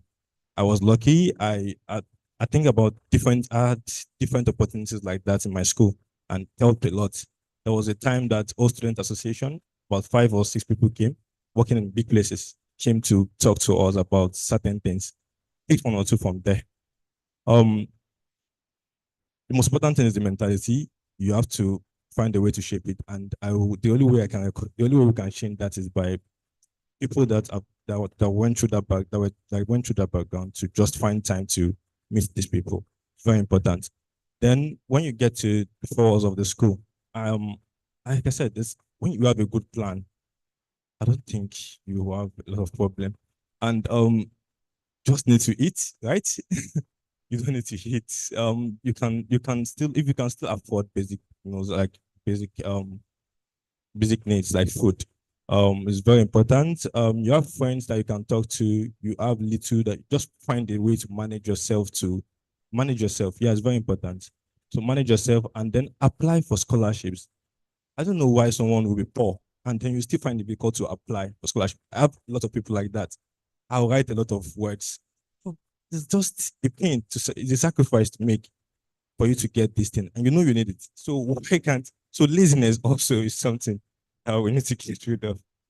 There are a lot of opportunity in the school, or like in Nigerian university, a lot of scholarship. There are a lot, so you can apply for them right from your year one, and then hopefully you get one of it. Thank you. Thank you so much, Kodri. I don't know if anyone has, okay.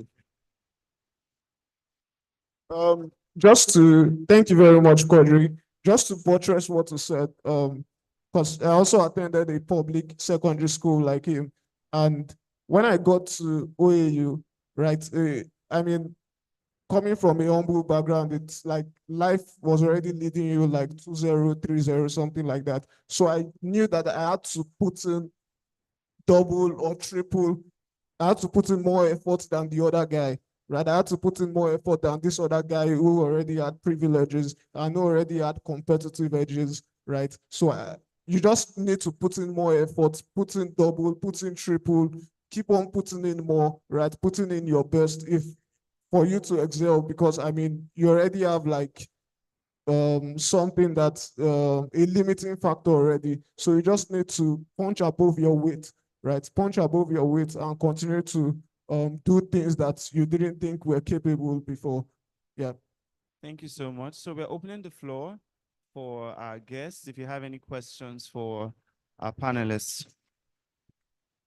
All right, thank you very much. Before we take questions, we'd like to have one of our amazing speakers. I'm going to give her the mic now. She happens to be the mother of our author. Ladies and gentlemen, let's put our hands together for Mrs. Akanmu. She's going to be contributing to what our panelists just did before we take questions from the audience. So if you have a question, immediately after this, I will take your question. Let's put our hands together one more time. Thank you very much, Richards, and very beautiful discussion there to the panelists. I just want to buttress what Bukola and Bukumi said. To the glory of God, I also happen to be a very good student. And I got into the university. I'm not an all-nighter. So I got into the university and I saw everybody reading in the night. I decided to join them. So I went and read overnight. And that incident made me to have the lowest mark in my life. I went to check my results. We had 2 courses. I think both 121 and chemistry 127. So it was the the chemistry 127 that I read all night for. In fact, when I got to the exam, I was sleeping. I couldn't write. So when the woman just checked the first one, I got 48. That was my lowest mark. And she just said 48. Now you check the second one. You check again. It was like I got 84 in that one. It was not like, yeah, is it a mistake or something like that? So I just want to tell you that you should know yourself. And ever since that time, I never joined them for all night reading. I read in the day when I knew I can be able to assimilate. Thank you very much. Thank you so much.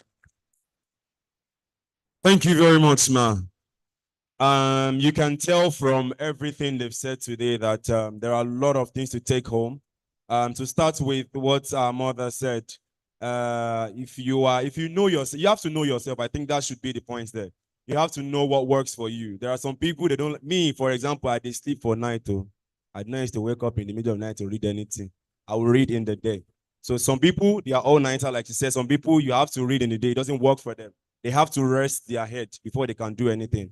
So ladies and gentlemen, at this moment, I want us to do something for us together because our panelists, they've done more than they were asked to do. So let's put our hands together for all of them to appreciate them before taking our questions. So ladies and gentlemen, at this moment, I'll take our questions. If you have a question, just raise your hand. I'll give you a number. Okay, I have one. Who else? Okay, I have 2, 3, 4, 5. Are you shy before? Let's go first.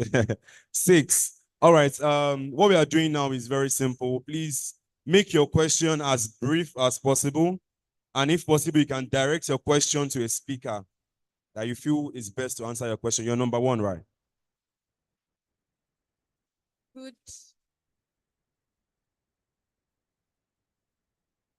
Well, I noticed that during the session with the panelists, the topic of tutorials wasn't mentioned.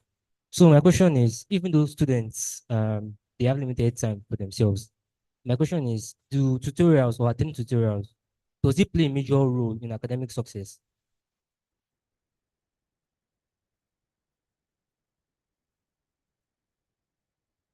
So I think it's dependent on the type of tutorial. In my first year, I attended tutorials because I was scared. I didn't know what I was doing. And thankfully, my cousin then was the best graduating student in Department of Chemistry. He finished with a 4.98. And so he was like, Kumi, you can get a first class. Let's just try it out. Come for my tutorials. And so that time I dragged my friends along with me. And then we used to go for tutorials. But one thing he was key on was that after doing these tutorials, he would give us time to rest our brains and to ask questions and give us assignments. And he was very intentional about like our growth throughout my first year. And he helped me. I won't lie. He helped me. It was one of the biggest supports I had because there are a lot of things I was confused about. And I could easily go to tutorials, ask questions and get answers, questions that I couldn't really ask in class because of how large the classes were. But then I also noticed one thing, that there were some tutorials who weren't so healthy for students. Like you're having classes morning till night, and then the students take like 2 hours break, and then you're going back to have overnight classes again. And so many tests, so much strain on the students. Sometimes they even miss regular classes for tutorial classes. There's a particular tutorial. If I mention the name, everybody here will know it. But it wasn't healthy for a lot of people. Yes, they had success, like let's say 4 or 5 people. But then what happens to the rest of people that can't cope in that kind of situation? So I would advise you find good tutorials. Look for people that are like you. You know that you are not a very, what's the word they used to call it? Computer brain. You don't have computer brain. Me, I have to work hard. Look for tutorials that foster your growth and align with who you are. Tutorials that don't stress you mentally and physically. And I think that will work. Thank you very much, Bukumi. Just to add to what she said, or just to give a diverse viewpoint, I didn't attend any tutorial throughout my 5-year or 7-year stay in school. So I didn't attend any tutorial. Why? Because of how I learn, right? So it's very important to understand how you learn, how you assimilate information, right? If you are a kind of person who loves to learn, who loves to go through that hand-holding process, who loves to learn in a collaborative environment where people can share their thoughts and all, then going to a tutorial would be best for you, right? Because that is your best environment for learning properly. But then if you are someone who likes to read from multiple books, go deeply, go read from various sources, a tutorial might hold you back. Also, if you are a fast learner, a tutorial might kind of hold you back or create some sort of friction, right? And, limit your overall growth. So just understand how you learn, right? And try to choose which one works best for you. All right, thank you very much. Let's put our hands together for them. Know what exactly works for you. Because of time, we are going to be taking the questions at a go, then they will answer the questions. So number 2, let me take number 2 to 5. So number 2, ask your question, then number 3, we go with your question. Please make your question as brief as possible. Good afternoon. My name is Eniola from Electrical Electronics Engineering, year 2. Sorry. My question is, so recently I started learning software development, and I've been trying to balance balance it with my academics. And I started maybe last year. And when I started this semester, because it has been really difficult. Initially, I was trying to manage it. It was easy. But then as I moved on, it became very, very difficult to balance my academics with it.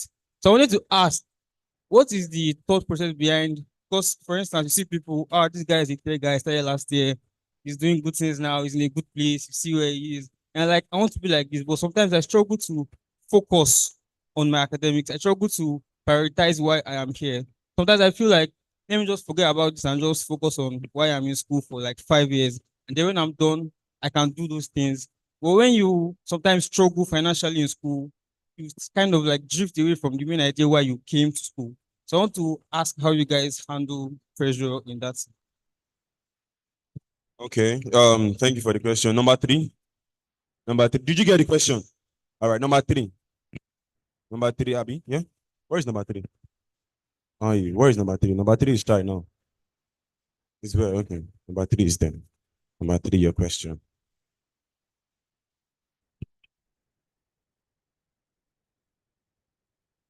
Good afternoon. I am Omola. I'm in chemical engineering year 5. So I just want to ask a question. Like I read a lot, like I read almost every day, but still I feel like I don't still pass enough. Like I don't know how to explain it. So I don't know if there's any advice you can give to me. Okay. Thank you for your question. Number four. Number four. Number four. Raise your hand. So, good afternoon. My name is Adio Ezekiel. Yeah, you were like saying in the beginning that you need to understand our lecturers and some other things. From there, you are going to know the question is going to set. So, but if most of the classes are always virtual, how do we go about understanding the lecturers or some other things? Did you get the question? Number five now. Good afternoon. My name is Belumi. My question is for Bukola. I'm a law student, sorry. And in Unilag, the way they tell you, oh, it's very difficult for you to finish the first class, you're just like, okay, let me just settle. Let me just try to pass. So what are the tips you actually give for someone who wants to, but then they're like afraid that, oh, everybody does, like a lot of people don't do this thing. Like, so what's the point of trying to have, so what's advice, like specific advice? Specific. All right. Are you directing a question? Okay. Good afternoon. Good afternoon. Yes. My question is very simple. You guys did great. You all performed excellently well. In your mind, when you are going to an exam, or when do you know that what you have read is enough? Like, how can you say your preparation has been sufficient to avoid being like scared or tense? Just how can you say you have prepared well? What's before entering the hall? How do you know it's enough? How do you know your reading is enough? All right. Did you get the question? All right. Yes, my name is Toluwane. I'm also a law student. And I wanted to ask, discipline is so underrated as a student. At times you might have like this to-do list, but it really matters about how you can discipline yourself to, actually achieve everything and not bring in surprise events. So I'm like, at times I have this to-do list and I'm like, okay, I need to do this, I need to do this, and I need to do this. And I find myself not being able to achieve much. What can I do? Also, how do you streamline your reading? I'm like, this question is to Bukola, please. How do you streamline your reading as a law student with so many materials that you just have to cover so much, and then you have students or classmates that keep bringing 1,000 and something pages documents like 2 weeks or one day to exam? How do you just do that to ensure that you don't fail? All right. Thank you very much for your questions. I think that's it. Let's put our hands together for them. I think they've asked beautiful questions. Now our speakers can answer. Okay, so I'll start from the second question and then pick the ones that are directed at me also. So, the first question, that was the one about maintaining a balance. You're learning software development and then struggling with how to balance that with your academics. Now, an interesting component you also added to it is, when what you're learning is also tied to your finances. That's correct, right? Because, that's a more interesting dynamic than when you're just learning it for your interest. Now, one thing is you also have to always go back to your plan. At the end of the day, remember you have 24 hours every day. Everybody has 24 hours. Remove time for sleeping, remove time for those things, and narrow down the time you need for your academics and see how much you can give to software development. Now, when it's tied to your finances, it's not something you can just say, I'm going to let go of it and focus on my academics, because you also need the money to be able to survive. But one thing I have found, again, and you have to remember, is that your goal right now is not to make the most money you can. Look, money is good. I mean, this business, I'm doing a lot to make money. So this is not don't focus on money now. The advice is not don't focus on money now. It's, suffer now to enjoy in the long run. Because if you're very focused on making the most money right now and your academics also suffer, then there's the possibility that you then, limit how much you can also make in the future. Now, so I'm not going to tell you, leave learning software development now, because you also need to make money to survive. But, do as much work as you need to make the money you need to survive for now. And, when there are conflicts between software development and your academics, please pick your schoolwork. One thing that I've seen easily take people from one economic class to another is having good grades. It's a tested thing. It is tested every time across jurisdictions, across countries. The one thing that can easily take you from one economic class to another is school. So you need to still work now because you need to earn, but manage your time better. Sit down, write your 8 to 24 hours, 8 to 9, 9 to 10, 10 to 11. Account for the time you sleep, account for when you'd go to class, when you need to revise and study on your own. Try to sneak in as many hours that you can for your work also. But then again, remember, the work now is not for you to make all the money you can make. You're really just doing the bare minimum work that you absolutely need to focus on your schoolwork. Now, there's another question on how do you know you are ready for the exam, which I found very interesting because it's a very valid question. Now, one thing I'll tell you is if you read once, you are not ready. You are absolutely not ready. I'm not going to say there's a standard number of times to read, but I can tell you that unless you're a Micros or you're a Kyle Y and you have this memory that is so great, and unfortunately, most of us in this room don't have that memory. I don't have that memory. I don't know if my fellow panelists do, but most of us don't have that memory. So, for you to even talk about being ready, you need to study and go over more than once. In fact, I would even say do at least 3 times. And the more you do, the more confident you feel about your ability to recall. And when I say recall, I don't even mean, just regurgitating what you have read in the material. You begin to understand it as a process. You understand the reason why a principle is this way. You understand why something is that way. And you yourself, you start to get confident that, no, if this lecturer asks this question, I know what I'm going to write. And you get to a point where you ask yourself, if you were the examiner, imagine you're the worst examiner in the world. Would you get to a point where you say, that this student has tried? And that's really the point you're trying to get to. Now, there are 2 questions directed at me. You mentioned you're in Faculty of Law, Unilag. Surely, I didn't attend Unilag, but I'm very aware that for Unilag Faculty of Law, it's a bit more skeptical, right? But one thing is, there have been people from Faculty of Law who have made it first class. And that's the one thing you have to always remember. It's doable. The numbers are not as many as some other schools, but the number is still there now. It still exists. Now, there's something they say where they say, shoot for the moon. If you miss, you land among the stars. But if you start shooting for the stars, if you miss, you land on the plain sky. So that's it. That's really it. You have to keep pushing for that first class. You pray to God that you make it. You do the things that are within your control. You pray like you're not reading and pray that you make that first class. But then if it doesn't happen, you end up with a struggle 2-1. But at the end of the day, you remember that you tried your best, because that's really it. When I was in law school, for example, law school is a place where, maybe only very few people are able to be certain that they will finish with a first class. But you put in your best. The comfort is knowing that I tried and I didn't leave anything on the table. I didn't waste any potential. And that's really all you can do for yourself. There was a final question directed at me, mentioning, discipline, right? I think that was the question. I think it's also a very important question in this age. because social media, oh my God, I mean, we all spend a lot of time on social media. I do, I do spend, sometimes I wonder why I'm spending so much time.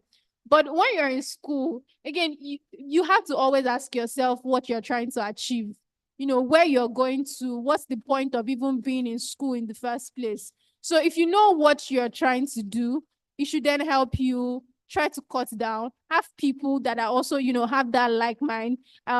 One thing that always helped in law school, my roommate and I, you know, were striving for the same things. So even times when I feel lazy, I see that my roommate has gone out to the library since morning, and me, I've just been here, and I'm like, oh, this babe has still not come back. And then I'm like, okay, let me go and carry my book also. And it was vice versa. So have people who are disciplined as well, who can also help you, people who can check you to say, oh, what's up? You have not been reading. What's going on? Or maybe like you're spending too much time online. What's going on? So, you know, you remember your goal and have people that can also, you know, serve as checks for you. Thank you.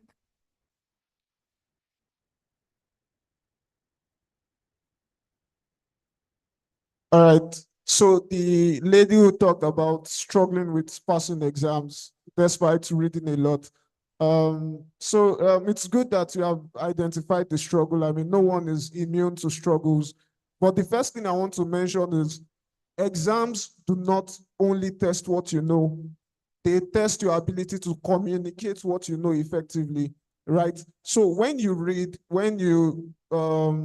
read stuff, read your materials and all, you must also focus on being able to communicate what you know. And for you to communicate, and communication goes both ways. It's not just about writing, it's also about interpreting, like comprehension, like interpreting the question so you can, you know, present a favorable answer to the lecturer or a desirable answer to the lecturer, right? So the best way to do that is to read from a lot of sources, right? Try to build up a solid understanding of the fundamentals, right? Try to look at stuff. Did you say, do you study engineering?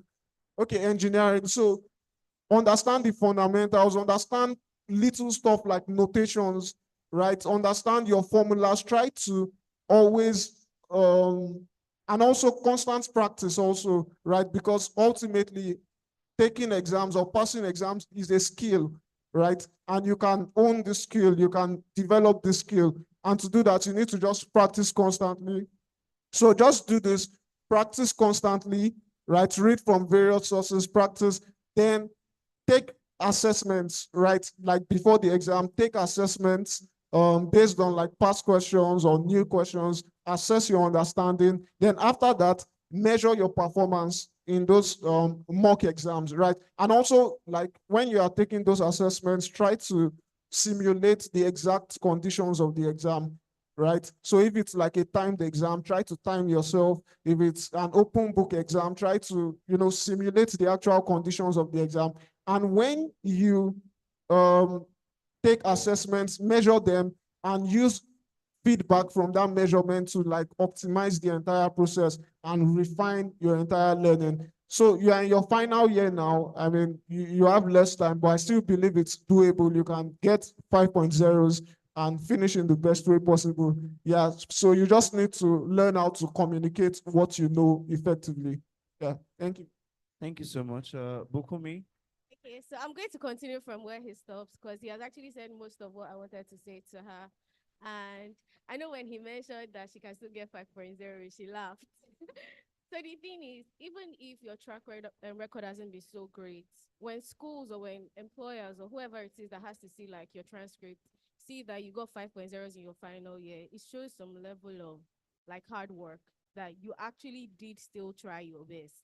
Do you get? So don't disregard it. Even if it won't push you to the next GP, it's still very important. And then secondly, he also made mention of communication when you're answering questions. I noticed that from a couple of friends that I read with.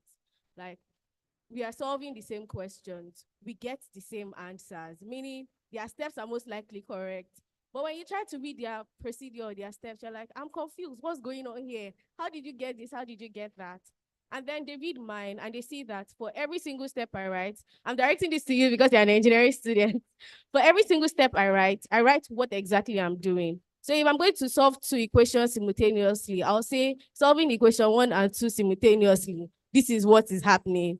Making this one the subject of formula. This is what is happening. So that when you read through my solution, it's more or less like I am teaching you what I just solved. Do you understand? And legibility. A lot of engineering students, in the process of trying to rush, you're not writing clearly. A lot of lecturers don't have this calculation. They're not reading. They don't even have time to understand what you're writing. So try to be as legible as possible. It's so easy for a delta sign to look like S, and that just blows it all off.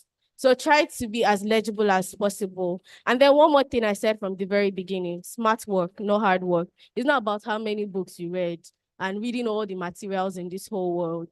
It's about reading right and understanding the person who is setting the questions. There's some lecturers that just want you to give it to them the way they taught you. Yes, understand the course, but give it back to them that way. There's some lecturers that actually want to see your efforts, that, oh, you actually know it for yourself. They don't mind you bringing your own solution from anywhere. Let me give an example. So solving simultaneous equation, you can use regular simultaneous equation. You can use, let's say, any of the numerical methods, right, to solve it. One lecturer might not care. Use any method as far as you get the answer, he's fine. In fact, some will even say, use your calculator to solve it. They are fine. But there are some that say, oh, I want Gauss-Seidel method. It has to be that method. Then just give it to them. Because using any other method, even if you get the right answer, it's wasted effort. Do you understand? So try to understand who it is. There are some lecturers that, they're always repeating past questions. Yes, you understand the course. Put in the effort to read those past questions. Don't base all your knowledge on only the past questions, because they might decide to shock you, right? But still put in the effort.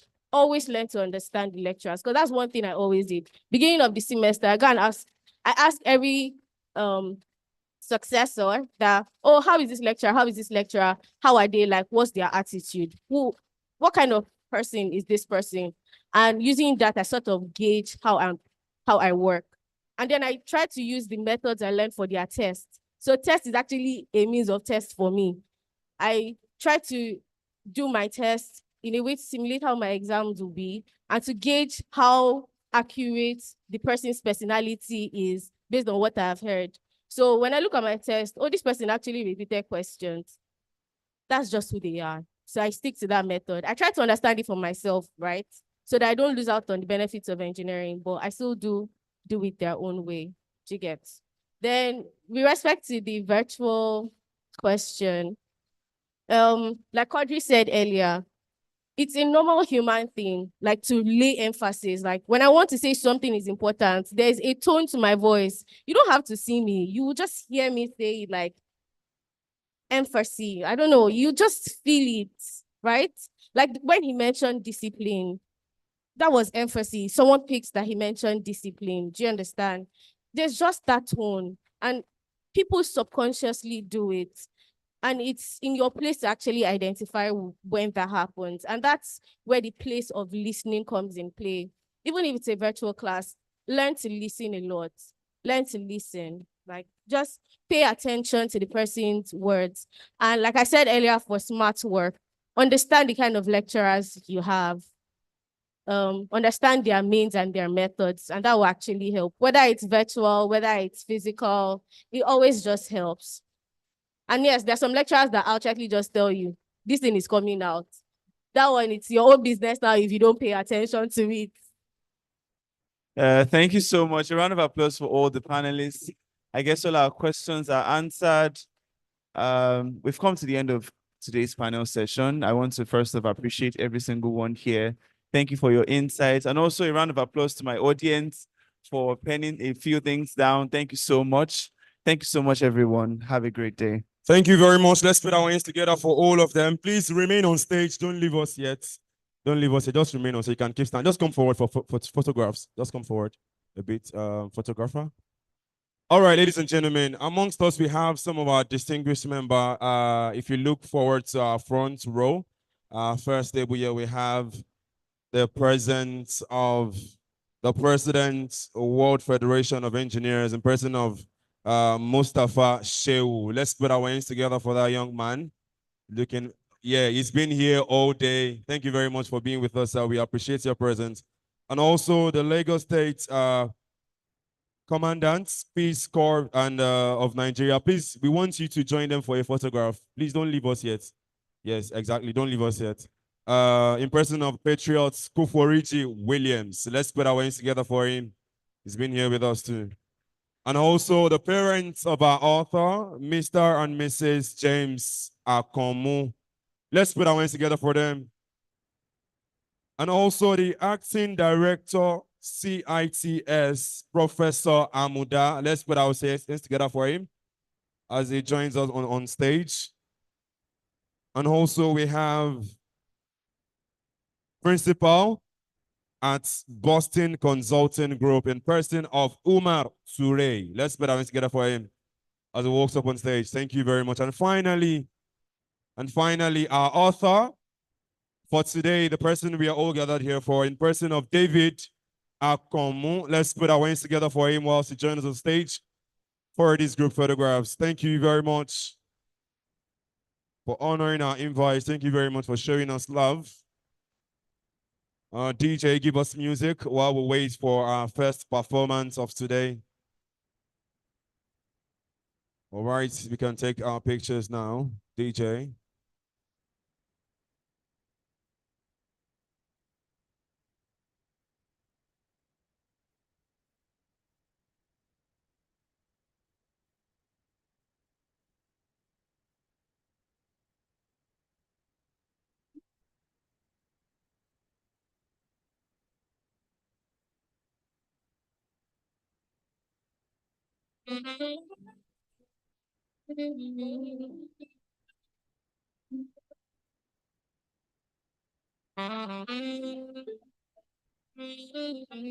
All right, thank you very much. Let's put our hands together for them one more time as they walk off the stage. Thank you very much for honoring our invite.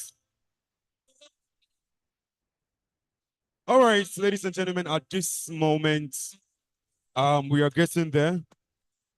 In a few minutes from now, we are going to be bringing up one of our finest members who is going to be doing a book review for us to tell us about this book that we've been talking about. And immediately after that, we are going to have our chief launcher alongside our author come up the stage to launch the book that we are all here for. But before all of that, I announced earlier today that we are going to be giving out free copies. Our keynote speaker said he's going to be giving out 25 copies of this book. And also the author will be giving out certain number today also. And I think the first assignment we have, if you would like to be a winner of this, please take a picture of anything. It might be the backdrop, it might be of yourself. Post it on your Instagram and Twitter and use the hashtag roadmap25. The hashtag is roadmap25, and we are going to pick at random the certain numbers that we want. It doesn't matter if you have 1 million likes or 1 like or 0 likes, just post and use the hashtag. We'll find a way to get the book across to you. At this moment, I'm bringing up on stage one of our finest guest artists. This man has performed in different countries. He just got back from Toronto, Canada. This guy performed with the likes of Davido. He's very close and is a main guy of, this guy and Whiskey, they had breakfast yesterday. Ladies and gentlemen, I want us to show some love to one of our finest artists, the saxophonist. He goes by the name Benda. Let's put our hands together for him. We have one assignment. Let's show this man some love. He's very good at what he does. Yeah, all right. All right, all right, yeah. Are we ready? All right, let's put our hands together one more time for him.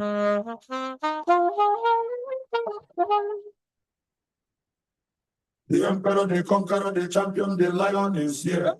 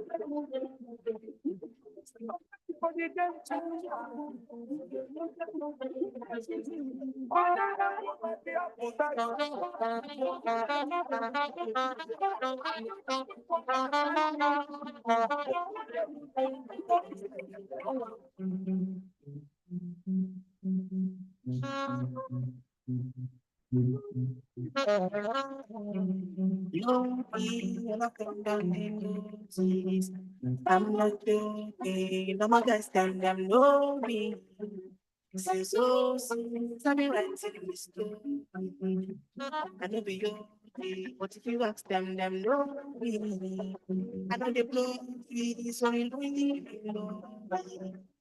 Music close me, just know this and know me. I can go be what I'm never doing. Sexy ladies, come and feed me slowly.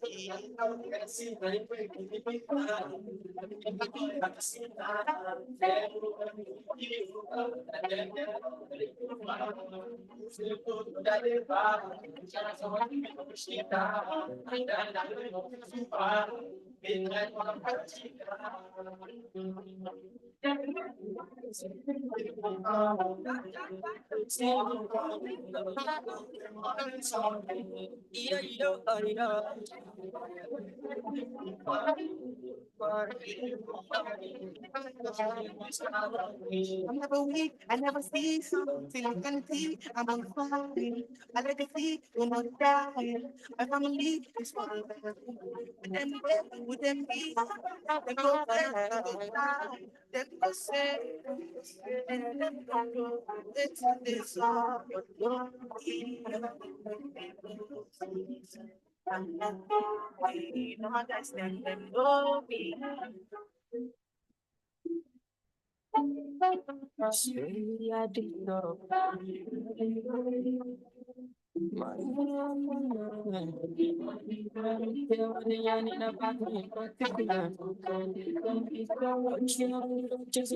Because I know just for me.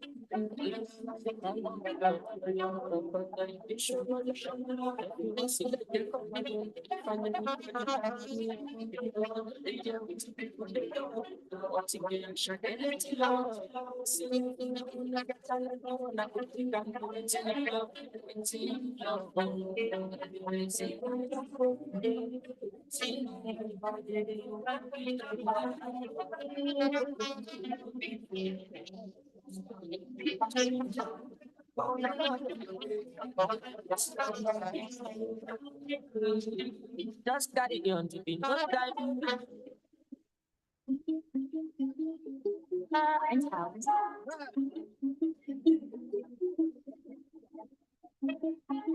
That's the plan.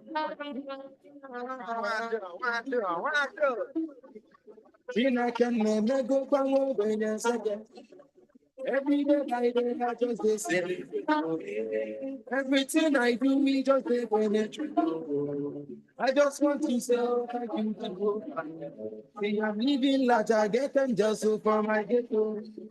Never forget where I come from, not from ghetto.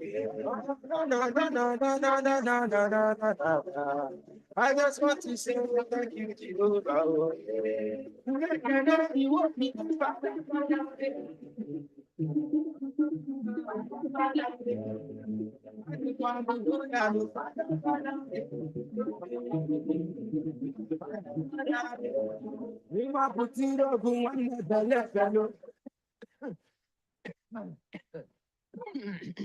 All right, go.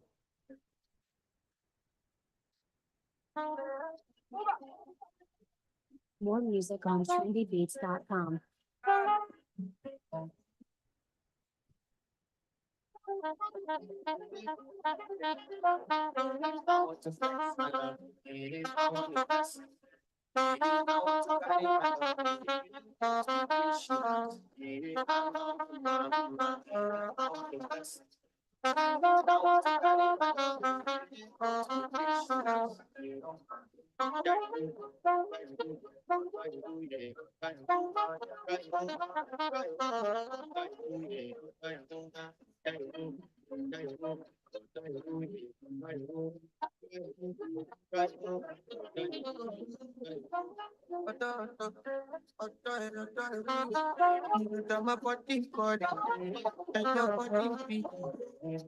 Loving you, they make me forget say I can't nothing. By the end of the night, after bad no pressure, I want to flex my love. I want to press it. And I want to carry my love. With she loves. I want to press it. I want to carry my love. With she loves.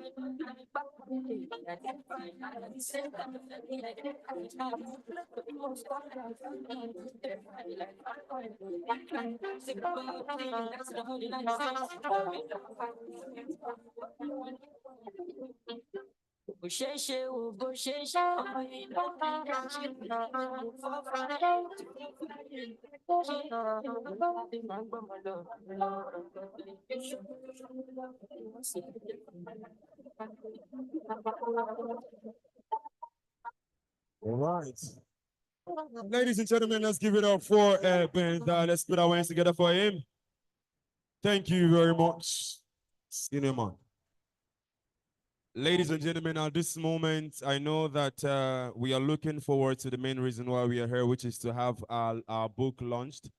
But before then, we are waiting for one tiny item. And once we have that item, we are going to commence with the book launch. But before then, we are going to be using the next 20 minutes to have the second and the final panel session of today. The final panel session of today, and the topic is a very interesting one still. Most of our speakers are going to be joining virtually, and our moderator for this panel session is going to be the only person on stage. But ladies and gentlemen, the topic for this panel session is the importance of holistic development and academic excellence beyond the books. So ladies and gentlemen, our first speaker that we are going to be bringing live is going to be an amazing guy, goes by the name Bolaji Lawal. Bolaji Lawal is a PhD candidate at the University of Illinois, Urbana-Champaign, whose focus lies in the exploration of next-generation smart wireless sensors for monitoring civil engineering infrastructures. He has worked with a host of engineering partners over the course of his career, but he remains committed to sharing his knowledge with budding engineers This has led him to work as a teaching and research assistant at different times at his career. Ladies and gentlemen, let's put our hands together one more time for Bolaji Lawal. Let's bring him up. Our next panelist is going to be Ewerechukwu Asaka, a passionate product manager, merging business, design and engineering for problem solving and innovation. She has successfully attained diverse internship at MasterCard, Andela, and KPMG Nigeria. She's now a full-time product manager at Spotify. Ladies and gentlemen, she was awarded Google Get Ahead 2021 EMEA Scholar and VGHC 21 with a perfect CGPA 5.0 over 5. Ladies and gentlemen, let's put our hands together for Ewerechukwu Asaka. Thank you very much for joining us. Let's bring Ewerechukwu up. And to join them on this panel session, we have Motunrayo Ajia, a management consultant trained by 2 global energy giants, Adax Petroleum and ExxonMobil, driven by a passion for problem solving and philanthropy. She aims to revolutionize sub-Saharan Africa's energy sector through climate action and sustainable technologies. Motura is a stellar graduate of Covenant University with a perfect CGPA of 5.0. Let's put our hands together for her. She's also a finalist of the prestigious Rhodes Scholarship West Africa in both 2021 and 2022. She has worked with other global partners such as Boston Consulting Group and holds MSc in Energy Science from the University of Oxford. Ladies and gentlemen, let's put our hands together one more time for Motunrayo Ajia. And to join them on this panel, we have a Unilag graduate as far back as 2014, if I'm not mistaken, graduated with a 5.0 perfect CGPA, philosophy at the University of Lagos. He's a 9th Hennessy Scholar. He's presently pursuing his PhD at Stanford University. He has worked in a host of organizations such as Procter and Gamble. The Central Bank of Nigeria is also included and others, where he has shared his useful insights to improve their businesses. Ladies and gentlemen, let's put our hands together for Ayodele Dada. Thank you for joining us, Ayodele. And finally, on this panel, we have our moderator, if I'm not mistaken, our moderator who happens to be also a 5.0 graduate of the Department of Philosophy, University of Lagos. She's a 9th Hennessy Scholar. Don't worry, I claimed that for you. She's a she's a multifaceted creative professional deeply involved in content marketing and storytelling. She's currently working at Seller. She crafts compelling media content to fuel business growth. Treasure also manages content for Founders Connect, spotlighting startup journeys in Africa. And her dedication extends to youth development through volunteering and serving. Ladies and gentlemen, meet our moderator for this panel section, Treasure Okore. Let's put our hands together for her as she works to the stage to take on this panel session. Please let's confirm that our speakers, we can hear them and they can hear us. Hello, everyone. Hello, everyone. Hello, our lovely speakers. Can you guys hear me? Yes. All right. It's a pleasure to be here with you all today. And hello, our beautiful audience. Thank you so much for making it. It's an honor to be standing before you today. Please give yourselves a round of applause for making it. Okay, so I'd like to start by saying that I really like the topic of today's panel. It's like a flip of the coin to the first panel session, which focused on academic excellence. So the focus of this panel is while we are achieving this academic excellence, how can we ensure that we are also having a full rounded experience as young people? And it's important because we grow up when we are like teenagers, when we are young people, we grow up listening to our parents, and then we enter university, and this is meant to be the time where we figure out who we are, right? Our identity, the things that interest us, our skills. And so if we are trying to pursue academic excellence, what time do we have to explore other things? So I love the fact that we have such amazing panelists today who, while they were in school, managed to do so well, but also managed to do other things that have helped their lives. And so today we're going to be learning from them how to do this successfully while we're in school. So please give them a round of applause once again. Thank you. Okay, so I'm going to start by asking each one of you, what was your undergraduate experience like, and what key moments defined it for you? So I'm going to start with Ayo. Yeah, thank you, Treasure. And that is a really great question. And for me, I think one of the things that defined my undergraduate experience was being strategic. And when I say strategic, I had to work while I was an undergraduate at the University of Lagos. I was working several jobs in order to sustain myself, to support my education. But I also had to be strategic about this. And I realized that, yes, I could teach, I could tutor, and I decided that because I had to earn some income, I would ensure that I was earning in close proximity to the University of Lagos so that I could work and I could also study at the same time. And sometimes when I was tutoring people, I would have breaks. And on those breaks, I would do my own studying. And those people were paying me for that tutoring as well. And then I also had jobs I would do, I would do things like selling computer accessories, and I would sell to my lecturers. So a lecturer needs a new external hard drive. I knew where to get a good deal for that. So I tried to do things so that both of my worlds achieve what I call a merge. And when you achieve a merge, it's easier to move smoothly between both worlds without losing out on peak efficiency in one for the other.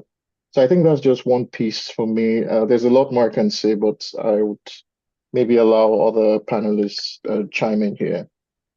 Thank you so much. So basically ensuring that the things you were interested in or the things that you were doing to survive were in close proximity with what you were doing while you were in school. Thank you for that insight. So I'll move to Moturaya.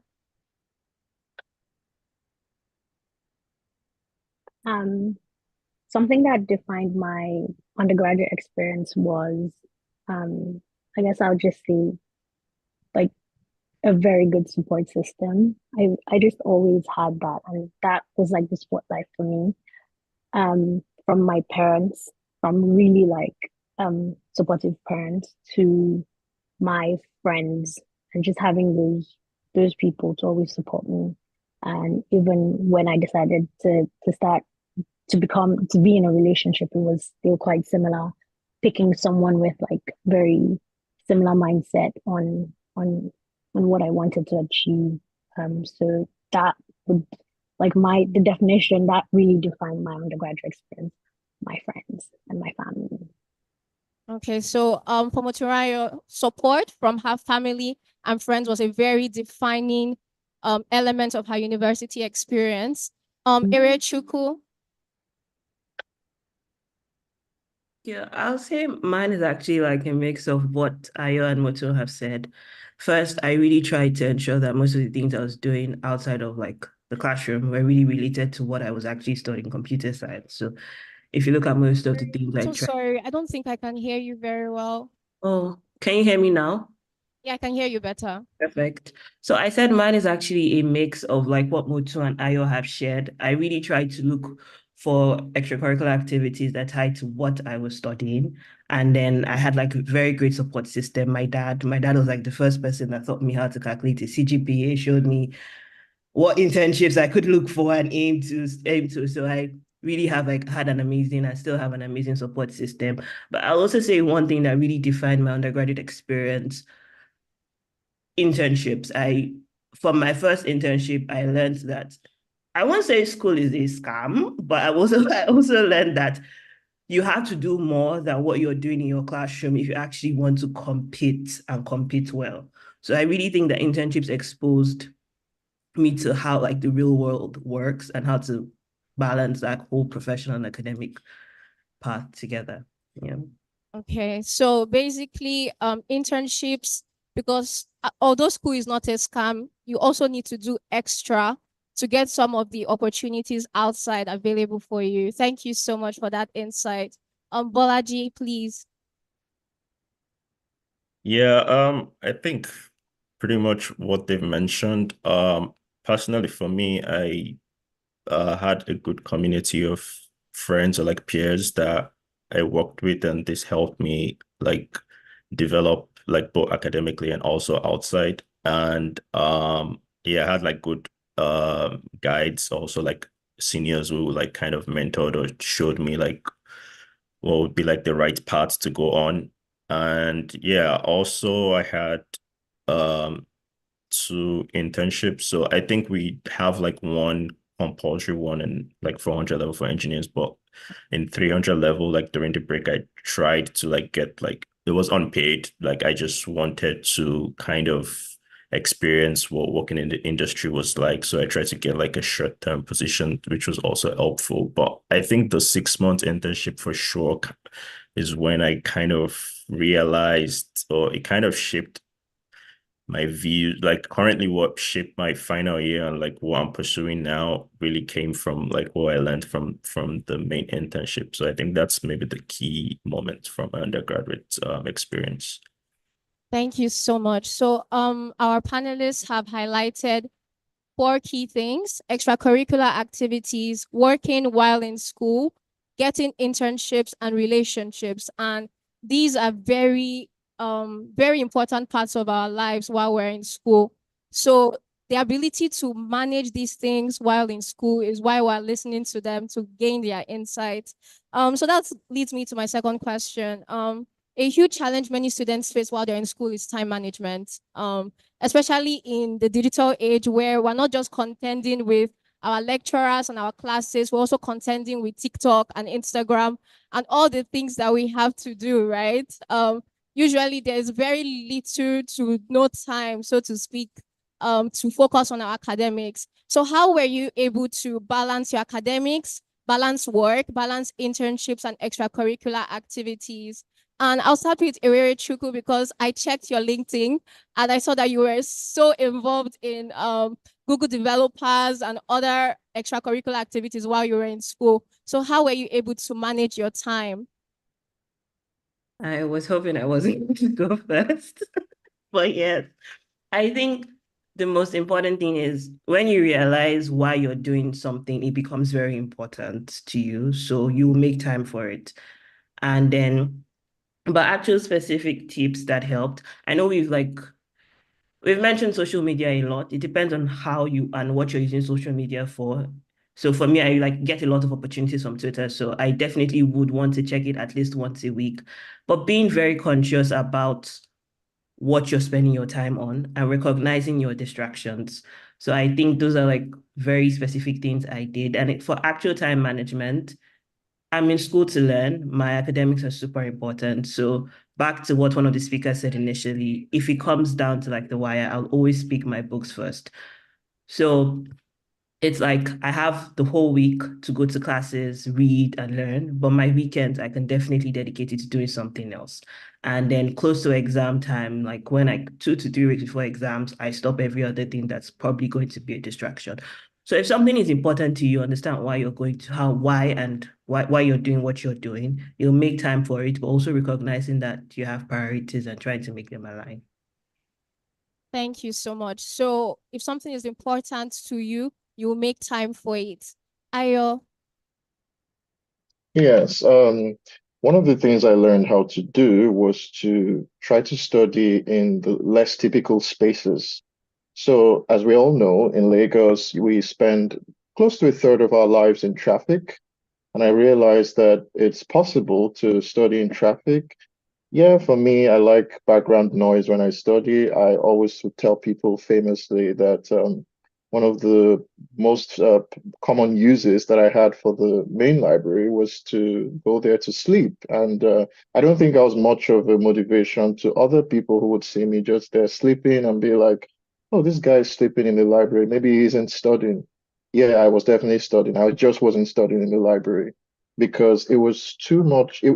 So again, this is also some props to the library. It's super comfortable. It was just too comfortable for me, and I would sleep off, cool, nice chairs, cool ambience, I would sleep. But when I had some background noise, like going through traffic, it was easier for me to like, study, and I would use all the time I could steal from just traversing Lagos, and I did that. So just realizing that you have to be somewhat formless and flexible and agile in some cases. For example, there'll be times where, a material just shows up and you had no warning about it. You have to read it, and you have to read it right there and then. So instead of having this mentality that, study times are almost like prayer times or something where you retreat into some secret place to do your studying, it's fine if that works for you. But being more formless and responsive to the moment was something I really had to develop, yeah, and that was something I honed pretty well. I really like that because I'd never thought about that before. So studying while in traffic. I also think it ties to knowing who you are and knowing what works for you, which was something our earlier panelists spoke about. So we shouldn't treat studying as something that we have to do like in a secret place, for instance, or while praying. It can be something that we do at any time. It doesn't have to have a designated time. Thank you so much for that insight. Moturaya. I mean, they really said a lot. I will just add that one thing that I do that really helps me is having a to-do list and like prioritizing. I like to see things physically. So I don't even like I write them down and like I kind of okay see what I have to do for the day and kind of prioritize on some things that like he said, being more flexible. So I was very flexible with certain things and less flexible with other things. My academics super important to me. So that was a little less flexible. Also my time management skills where I could balance stuff a bit more because um I I always try to listen in class a lot. So I didn't have to read as much on certain topics and I just had to go back to it. So I didn't have to spend a lot of time studying um as well for certain topics. So yeah, that's kind of how like I did my time management in school. Thank you so much. Bolaji. Yeah, so I would say academics was still like the priority, so that was always like the first thing for me. And I'm still even like a student technically, so I still do this. But what I do is I try to have like a planner or like a calendar. So for example, if you have some priorities or some deadlines, you put that in first. And what I try to do is I allocate like the amount of time I want to spend on academics or whatever for like each day. I kind of allocate that. Obviously, I also allocate the time for sleep or things like cooking, eating, and things like that. And then based on the time left, then I use that for like extracurricular stuff. So it could be just like fun things like sports or other things like maybe volunteering and outreach. But it's basically I try to kind of plan the day like in terms of how many hours do I have for academics, how many hours for sleep, and then I do other things based on the amount of time I have left. So it kind of varies, obviously, day to day, depending on what the priorities are and when there are deadlines, but that's kind of how I try to approach it. Thank you so much. So from our panelists, we have highlighted three key things. One being flexibility, studying whenever and wherever really helped them to manage their time. One being prioritizing school and allocating time for reading.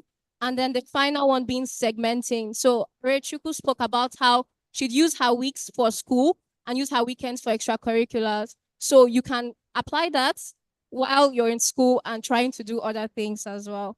So we've spoken about how you balance school and other things. And now I'd like us to speak about the benefits, right? So what's the benefit of having a well-rounded, holistic experience while you're in school? What benefits has this approach had in your lives? And what benefits can it have in the lives of our audience listening? So I'll start with Ayo. Yeah, thanks, Treasure. So there are so many benefits. First, everything in life revolves on relationships. And for many people who just might assume that, well, if you prioritize study and study alone, it would, matter in the long run. You have to realize that relationships matter. Relationships with your colleagues, because, relationships with your professors, your lecturers, these are the people who will write you letters of recommendation in the future. And if they don't know you, then what happens to you? Your colleagues will be people you meet in industry, and you never know. And so you have to find ways to foster these relationships, treasure them, and just be a person who gives. For example, see what David is doing by just putting this knowledge out there. This is like this is what something I value so much, because I remember going through my program at University of Lagos. I realized that it was necessary to have good books, but also to share those books. This idea that when you have good materials, you just keep them to yourself, it doesn't help anyone. It stems from zero-sum scarcity thinking that holds everyone back. But when you disseminate these resources, you create relationships, everyone mutually grows. A rising tide would lift all boats, and you also benefit in the long run if people around you are successful. So these are some of the things that help one when you leave the school environment, you go into the world of work, you pursue an academic environment as well. You try to be a professor, an academic. Yeah, just knowing how to work well with people and just being a good person is more important than just, knowing all the material in the world. Thank you so much. So Ayo highlighted how it helps you build relationships. It helps you build relationships and connect with people while you're in school, which is super important when you're done with school. I'd like to hear from Ewere Chukwu. So for direct benefits, I think like one that comes to mind is I got into Spotify through a rotational product management program. And I was speaking to the director of the program after month after I had joined. And I asked her one of the reasons, what was one of the reasons why you picked me for this program, because they picked 3 people out of 3,000 applicants.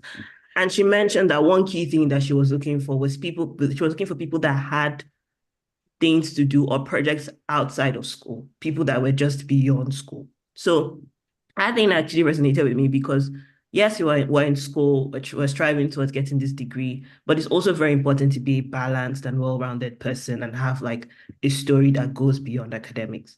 If you take away your 5.0 or your first class from you today, what really are you? So I think it helps you have that full balance, because life is really about balance, and then helps you have a well-rounded story. And then professionally, also shows that you can be more than one thing, and you're just generally a good person to work with. Beyond being smart, you want to be a good person to work with. And direct academic benefits, there are actually some scholarships that are actually really focused on beyond your classroom activities, beyond you being smart. How have you made impact? What other things and skills have you honed, and what talents have you developed? So there are so many benefits from just actually going beyond your classroom and owning those extra things. Thank you so much. Bolaji. Yeah, so I think they've mentioned really good points. One thing I would also want to mention for me, because I find academics, sometimes when you're in school, you get stressed out and a lot of times. So for me, extracurricular activities could also be things you just do for fun or to relax, like sports or whatever you enjoy. So just a way of distressing. and kind of like recharging yourself again to like continue like on your main focus. So that's one of the benefits I find. Of course, I think like good things like the volunteer, outreach programs that you can do also help. And in that case, you kind of learn some of the other skills they've mentioned. So it also helps with like things like just communication strategies or like leadership skills that help boost your profile and also like rebuilding a network and all. But another thing I think that is maybe beneficial would be also kind of your impact on the community. So kind of transferring the skills you have, because there are also some things that you are good at and you can transfer or impact on other people. So for example, I think there was like I don't know if they still do it, but there was like a program that David and Co were teaching like maths and science classes to some high school secondary school students in Bariga. So that's also like a good extracurricular activity you can, kind of impact in what you have or like some knowledge you have to transfer skills to other people. So I guess, yeah, those are just some of the benefits that come to mind. Thank you so much. So it helps you distress, and it gives you a more well-rounded life experience. I'd like to hear from Muturayo. Yes. I really like echo what the other panelists have said as well. I will probably just say something which is quite similar, which is for me just makes you more have like a more wholesome living like life in general. Like you're just more you're more involved, you're more intentional about certain things, like more intentional about improving lifelong learning, but also like relationships, just having that balance. It really does help because school is a bubble. At least for me, school was a bubble, and I know it's not the same for all of our panelists. But school was a bubble, and just having that holistic experience in school can help set you up for life. Because life is not that bubble. It's quite different. And so building those relationships, like Aya has said, and also just the being able to balance the task management, the time management. It really those skills will help you because that's what employers are looking for, and that's in the workplace. So that's what I will add. Just like use it to support the points that David. Thank you. Okay, thank you so much, everyone. I'll say that for me, I think having an experience outside of school has been extremely beneficial for me, because it has opened my eyes to just how big the world is, has expanded my worldview. Like Moturayo said, school can sometimes be a bubble. You think that life ends where you are until you see what people outside are doing. And so that's really, really important. I'd like to extend the mic to our audience. If anyone has a question they would like to ask.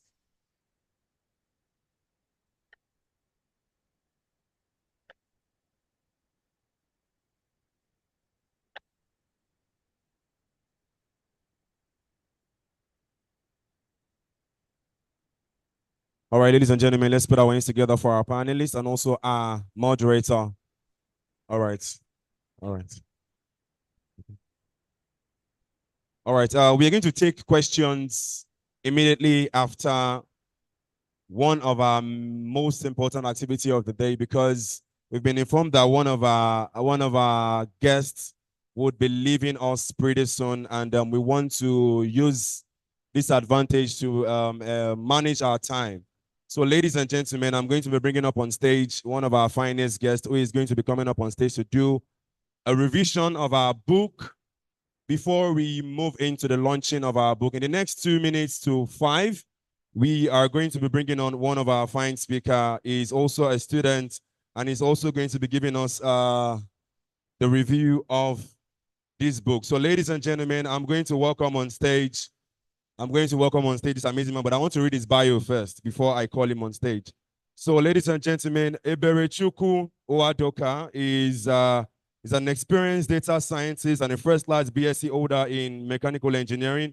He enjoys exploring using machine learning to solve modern problems. He was widely known in his department during his school days for his teaching ability, and also he's generally regarded as a problem solver. As demonstrated in his career choices, Ukwe is a versatile individual, open to exploring various fields in engineering and artificial intelligence, particularly in natural language, image, and sonar processing. Ladies and gentlemen, if your hands are not too busy, let's put our hands together for Eberechukwu Wadoka as he walks up on stage to give us a book review before our launch. Let's put our hands together one more time. You can show some love, show some love. You can do better. All right, you have the floor, Chief.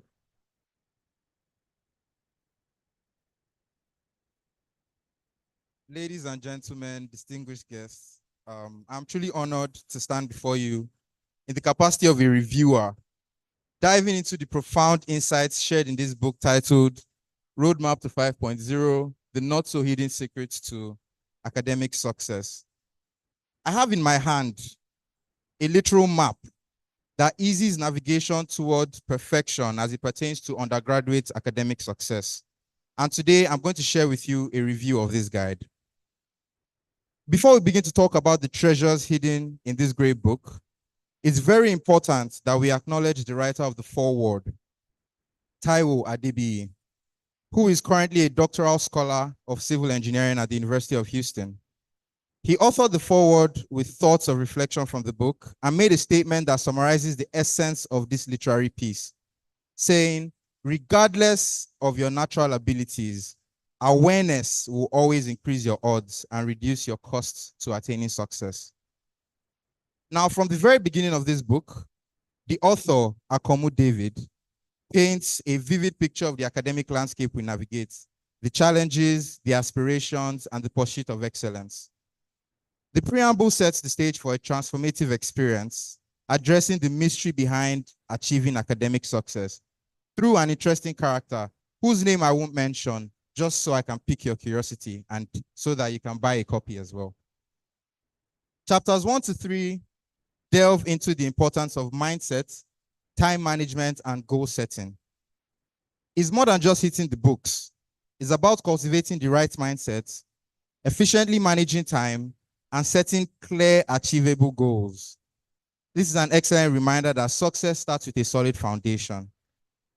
Chapters 4 to 5 show where the author shares the importance of having a community and attending classes. These chapters provide invaluable insights into elevating your academic game. Now, I'd just like to quickly glance through chapters 1 to 5 very quickly. So in chapter 1, the author articulates the power of a positive mindset, saying that it's not just about aiming for a high GPA. It's also about believing in yourself and your potential to achieve this. In chapter 2, setting goals is the critical theme. And the author shares insights on how to set SMART goals, S-M-A-R-T. Now, this is an acronym, and some of you might wonder what it means. Well, buy a copy and find out. In chapter 3, which is titled Embrace the Grind, Work Hard and Work Smart, we have the importance of hard work and the strategic utilization of one's environment to achieve academic success. In chapter 4, we talk about the significance of having other people in our academic journey. And then for those of us who love skipping class, who don't like going to class, chapter 5 is for you. It highlights not just the importance of attending classes, but also strategies to maximize value derived from them. Now, my personal favorite is chapter 6, which is titled The Game-Changing OT, which actually means the game-changing orientation from Olamide's album, Street OT. OT means orientation. It introduces us to the concept of unorthodox knowledge, which is a secret weapon that goes beyond the norm. The author reveals the importance of navigating the academic world with an acute awareness of the diverse personalities of lecturers, their teaching styles, and the value of past questions. This chapter equips the readers with the tools to engage educators more effectively. I would want all undergraduate students to practically do this. Hold out your ears while I say this section is a must read. Chapter 7 takes us beyond the classroom into the realm of extracurricular activities and the author's personal experiences as Welfare Secretary and founder of SDA, Sustainable Development Advocates, showcases the importance of a well-rounded student life and is a call to all of us to embrace opportunities to contribute to our community and also to grow as individuals. Finally, chapter 8. Here we explore the external factors that can influence academic success, health challenges, technical mishaps, and human errors. The author's vulnerability in sharing personal experience adds a relatable touch. In conclusion, dear audience, this book is not just a manual or a guidebook. For students, it's a companion.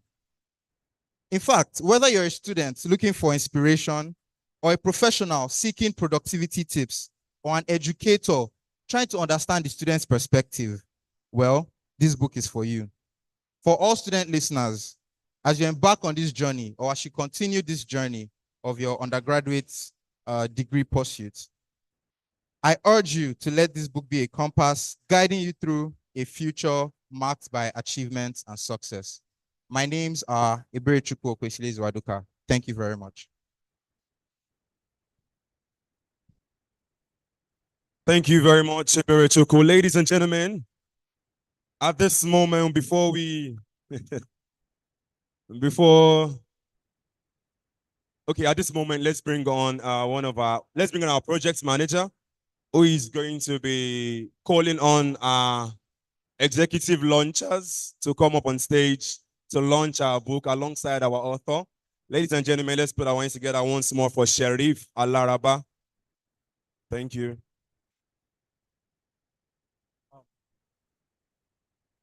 First and foremost, I would like to appreciate Engineer Mustafa Balara Beshehu, who flew all the way into the country yesterday and also flew into Nigeria to Lagos this morning from Abuja just to make the event.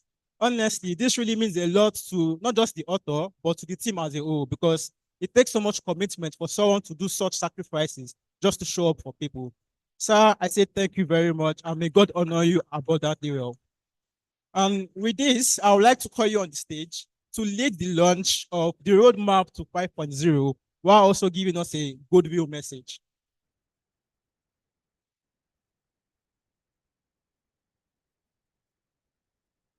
And at the same time, I would like to call Patriot Kufuoriji Williams, Lagos State Commandant, Peace Corps of Nigeria, to join us on the stage as well for the launch.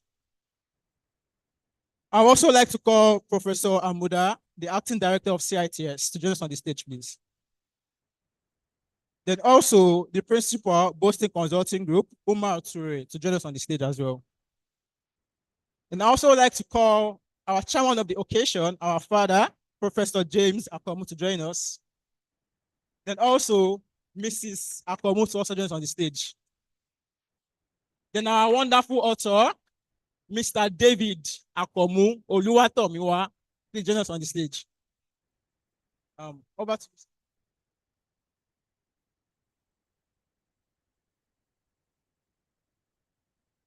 Good afternoon, ladies and gentlemen. Well, probably I'm the only person who has come all the way from outside Lagos for this important function. But that is with a very great purpose.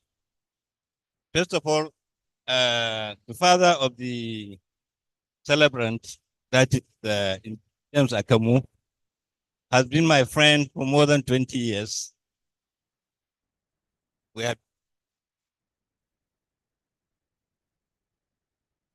have been actively involved in the affairs of the Nigerian Society of Engineers, and as introduced by the friend of the celebrant, my name is Engineer Mustafa Balara Beshehu. I am a past president of the Nigerian Society of Engineers, a past president of the Federation of African Engineering Organizations, and now, by the grace of God and common will of the Global Engineering Fraternity, the president of the World Federation of Engineering Organizations.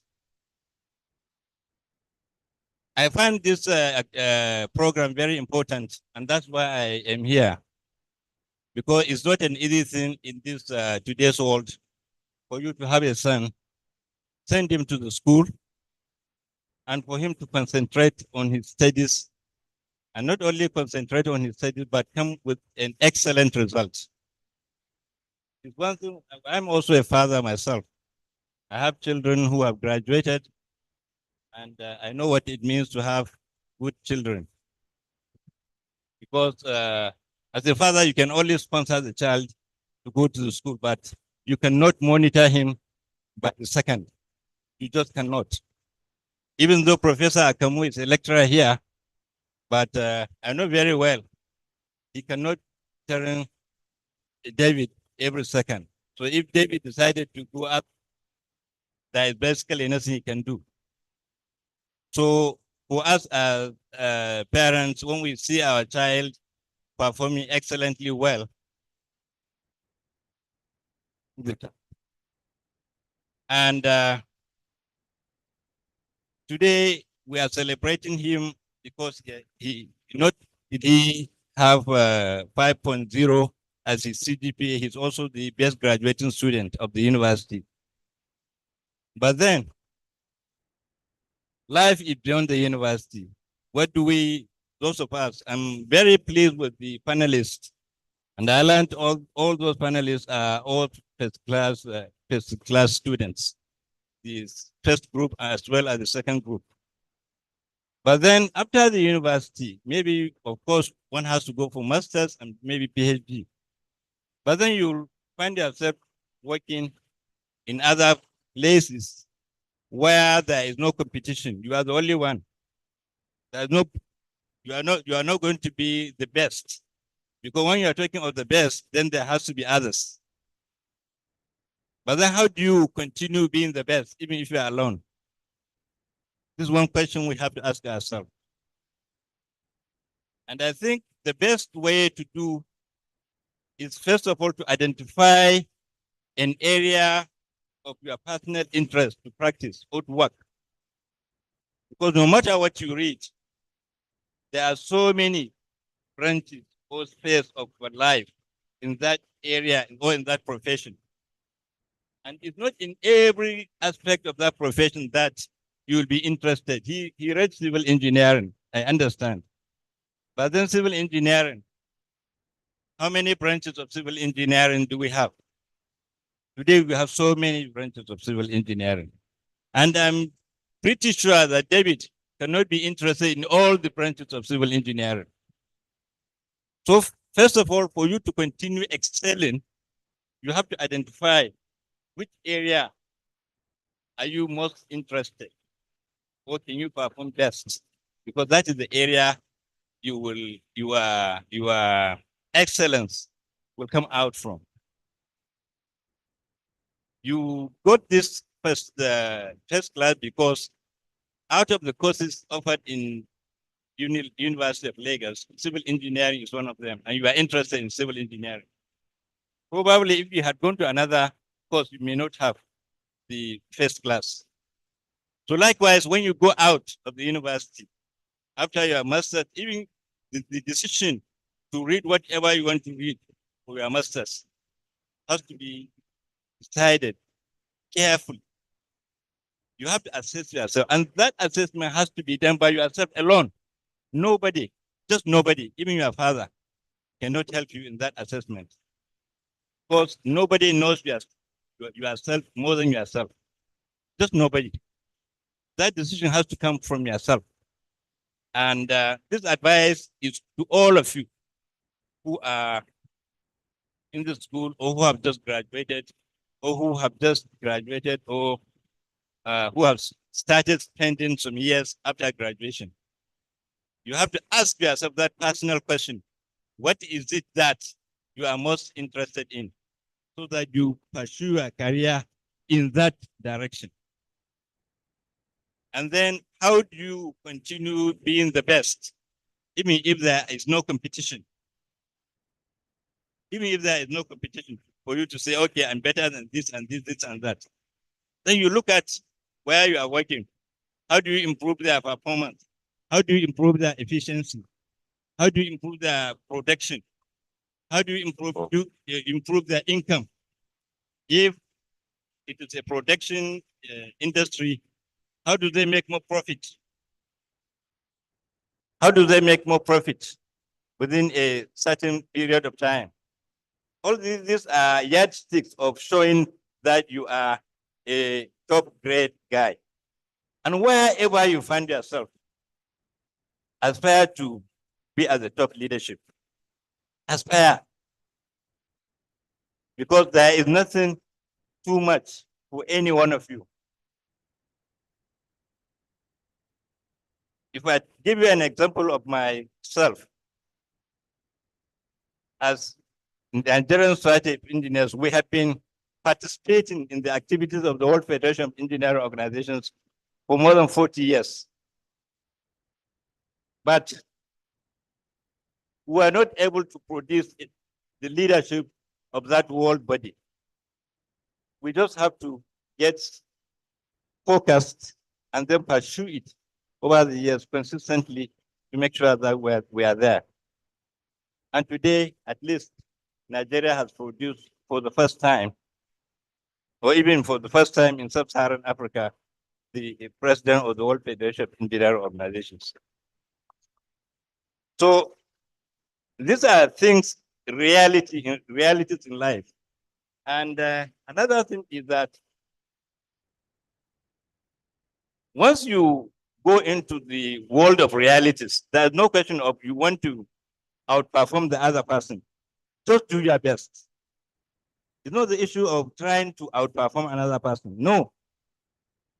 Whether anybody is seeing you or nobody is seeing you, just perform.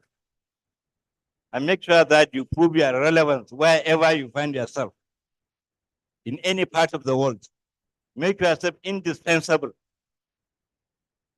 And also make yourself credible, so that when it comes to credibility and honesty, you will not be seen to be lagging behind. And you'll see that you will be progressing, and someday you will come to the top leadership of whatever organization you find yourself working. So the issue of being the best has a limit. It's limited to the university campus. Once you are outside, it's something else. And you can still try to aspire to be the best by trying to do your best without necessarily feeling that you are better than somebody.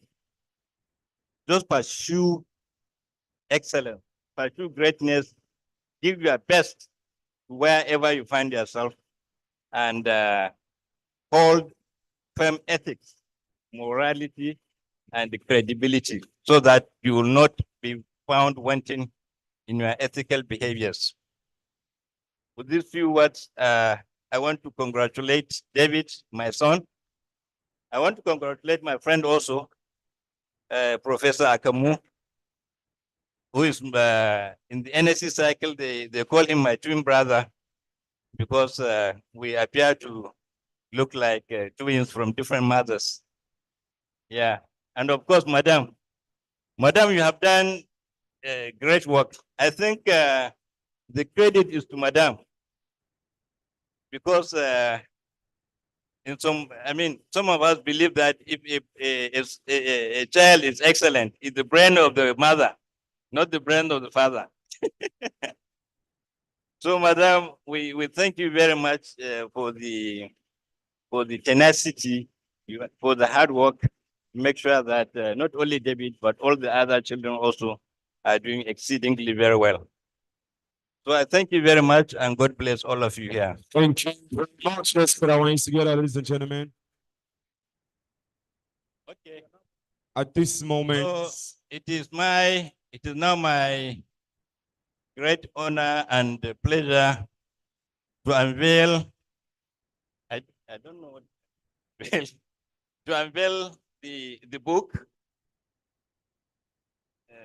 Bismillah ar-Rahman ar-Rahim. In the name of God, most gracious, most merciful, we unveil this book for the benefit of our children and the society at large. Congratulations.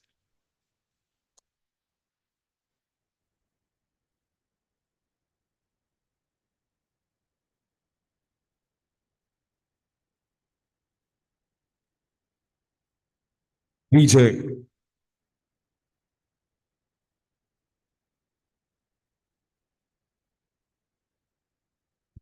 DJ Music.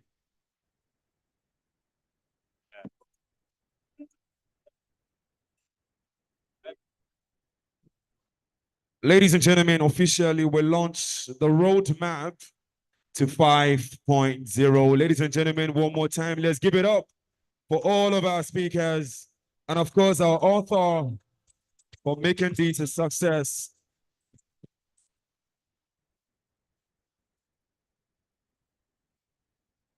Thank you very much. DJ, before you carry us into after party, let's answer the questions we have from our previous panel section.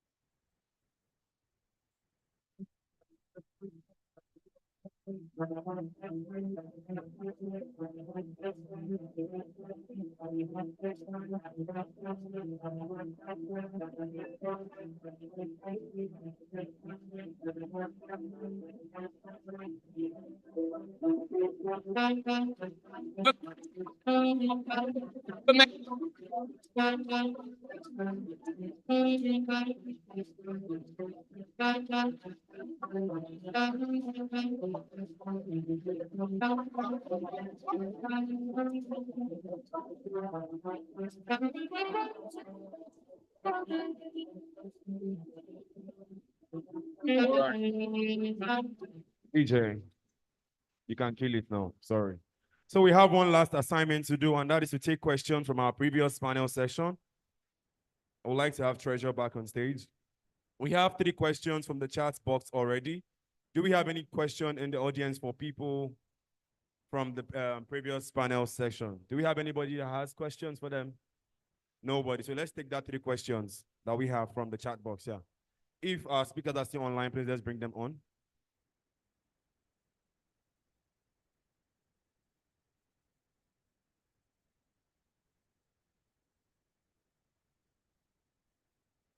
Hello, everyone. How are we doing? Right. Hello, Ayo. Hello, Erechuku. My treasure. Okay, so we have 3 questions from the audience, and I'll just allow anyone to answer. So you can just unmute your mic because they're not particularly directed to any of the panelists.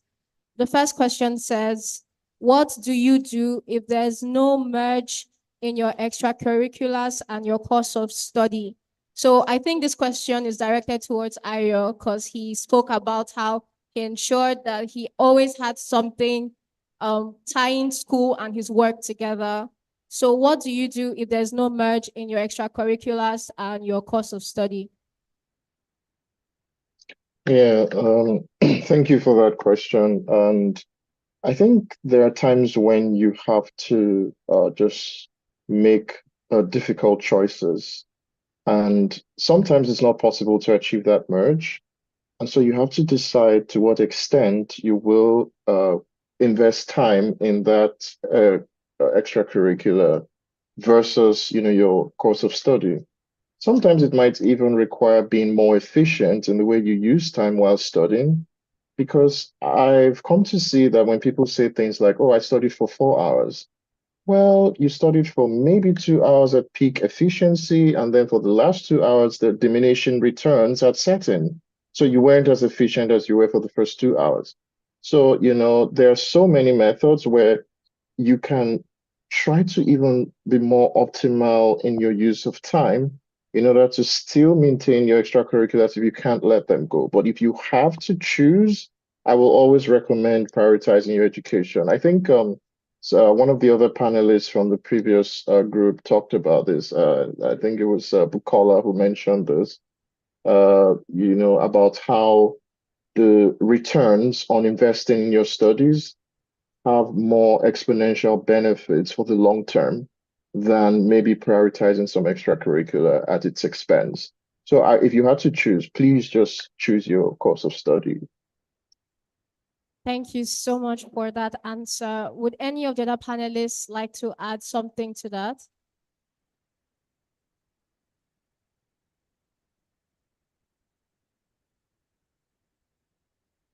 Okay, on to the second question, which is also tied to the third question. How do you forge relationships with your lecturers? How do you interact with them outside a lecture hall?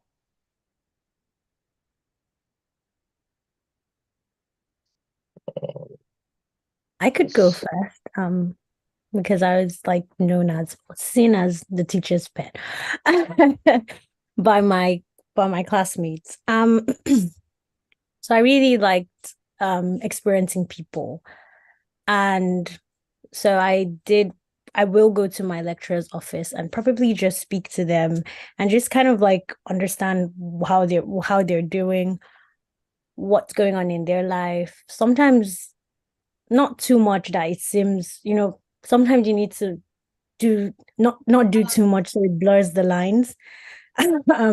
So definitely I always kind of try to definitely maintain that line of like lecturer student, but sometimes they also just need someone to speak to about certain things. And it didn't have to be too personal. It was just maybe at work they were finding something difficult, at school rather they were finding something difficult, or something they just needed someone to help with something. I would be like, okay, fine, I could do it. It's not like I was like too into it. Like I don't know how, but it wasn't like I was into it. Like it just kind of came naturally to me because that's how I am. I like to experience people in how I do things. So that's I don't know if that like answers the question, but it comes from also not wanting to blur those lines. So if I'd heard things about the lecturers earlier on, and I'm a girl, so I would just like anything, I would just not like, I would not have that type of relation, or would rather not. But I would sit in the front of the class and answer questions. They always liked people that were engaged or felt like, they weren't just speaking to the air. So that also helped. And I do believe also the fact that you start off well. The lecturers, I was blessed with lecturers that actually wanted to see someone do well. So I started off well, and they were very okay with continuing to support me. Now, in the other instance where you may have some lecturers that may be different in some way, I'm not entirely sure how to go about that one. But yeah, that's just speaking from my experience, like how I was able to, have a good relationship with my lecturers. Yeah. I think that's sound advice. So understanding the boundary between lecturer and friend, but also doing well so they feel encouraged to support you while you're a student. Thank you so much for that answer, Muturayo. And we have one more question. Yes, please. Yeah, I was going to quickly add to that, and I have a slightly controversial take, but I feel like it's useful.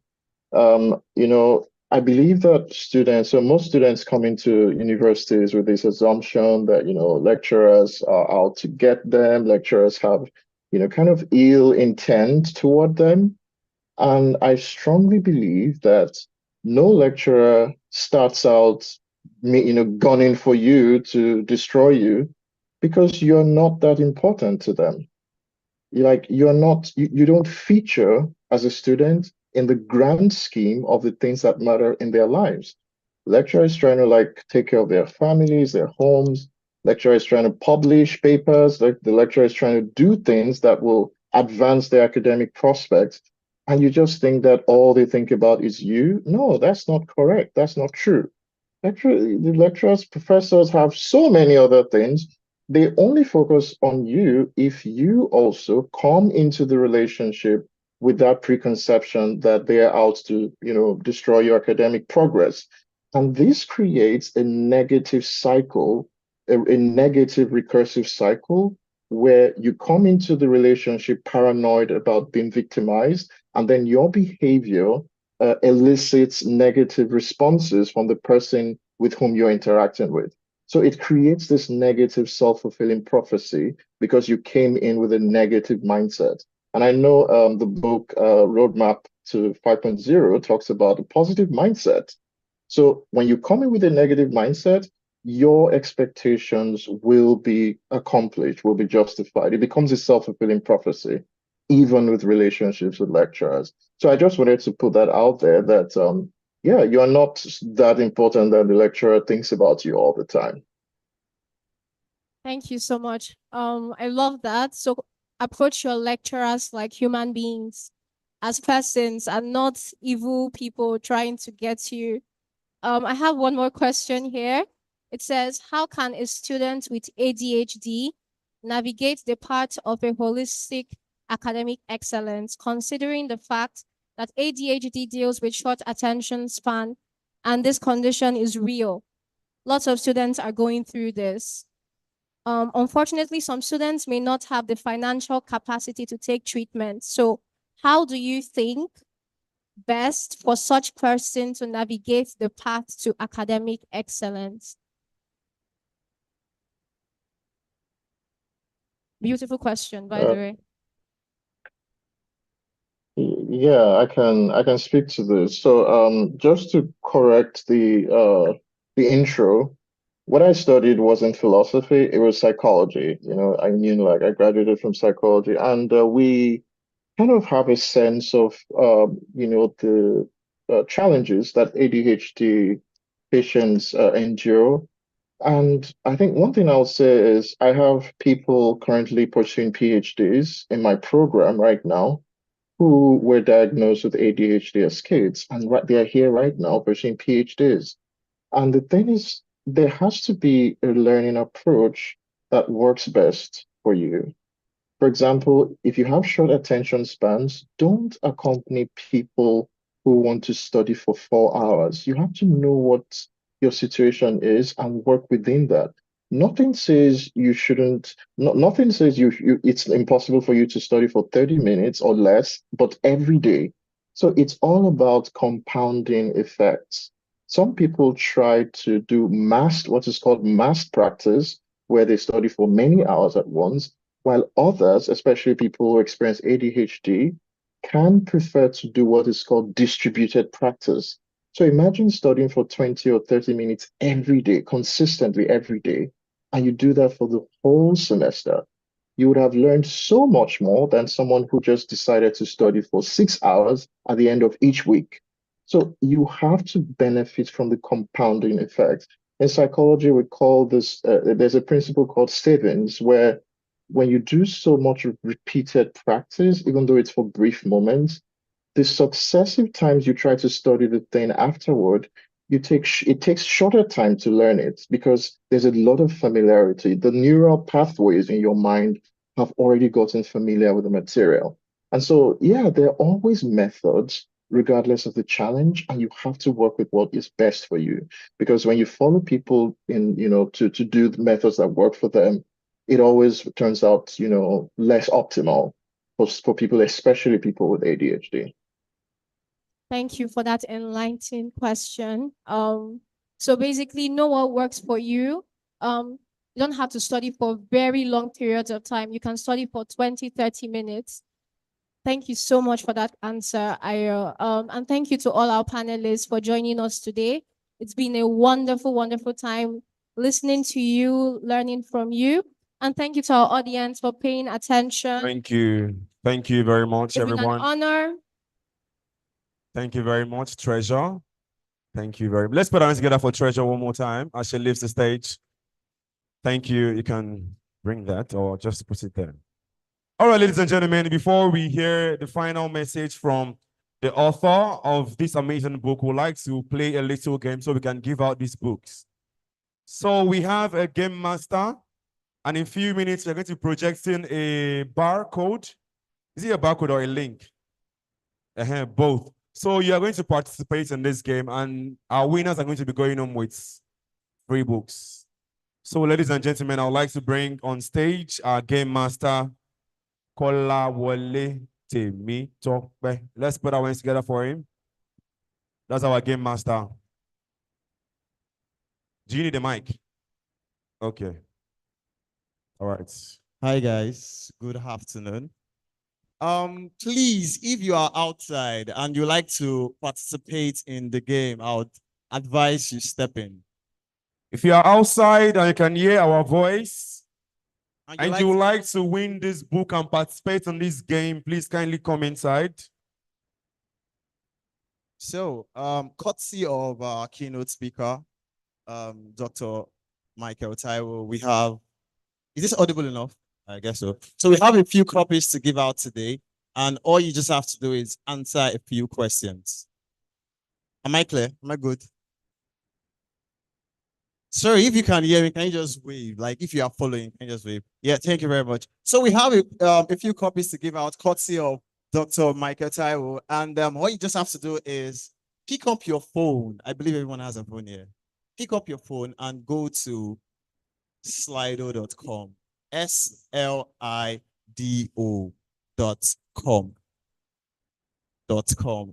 Once you're there, please let me know so I'll give you a pin that you can use to SLIDO, slido.com. I mean, we have just 10 books, so it's based on speed. I mean, we're all knowledgeable here. So. I think they are all there now. All right. Once you are there, please kindly let me know so I can give you the code. At least I need like 20 hands before I can proceed. SLIDO.com. S for snake, L for lion, I for independence, D for David Akanmu, and O for his initial, his middle name. Don't let me int it. So once you are there, kindly input the code 363. I repeat, 3636453. There's one last one, but let me go over because it's a matter of speed. If I give it to you now, someone can start. 3636453. 3636453. So that's the code to play the game. And I mean, so we have 1, 2, 3. Okay. We have 22 people already. That's nice. That's so you guys want to win book. We have just 10 copies though, so it's based on fastest finger. 56, 58, nice, nice. All right. Can we hit 70? Once we hit 70, I think that's pretty much fair. Should I play too? So since we're on 69. All right. So okay, are you gonna start it now? All right, so you'll be seeing a bunch of questions that you're just to answer. And the way it goes is just get correctly as many as you can and as fast as you can. Please, can you start the quiz? Can you please adjust the screen so I can see the question? What department did David Akanmu graduate from? Interesting. If you've been paying attention, this should be a no-brainer. Okay, you have 10 seconds to answer every question. So obviously, wait, somebody pick mechanical. That's a taboo. All right. The next question, please. Okay, for that one, okay, Kiolua answered in less than half a second. Wow, that's impressive. The next question, please.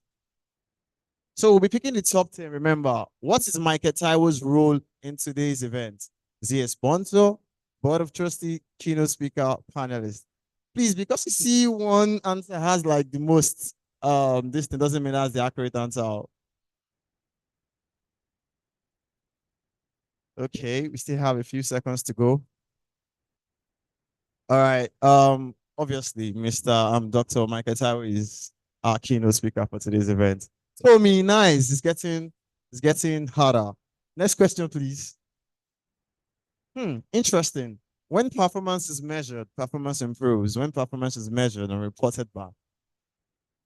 Are you guys Googling it?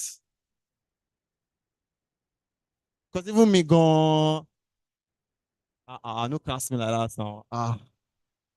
Interesting.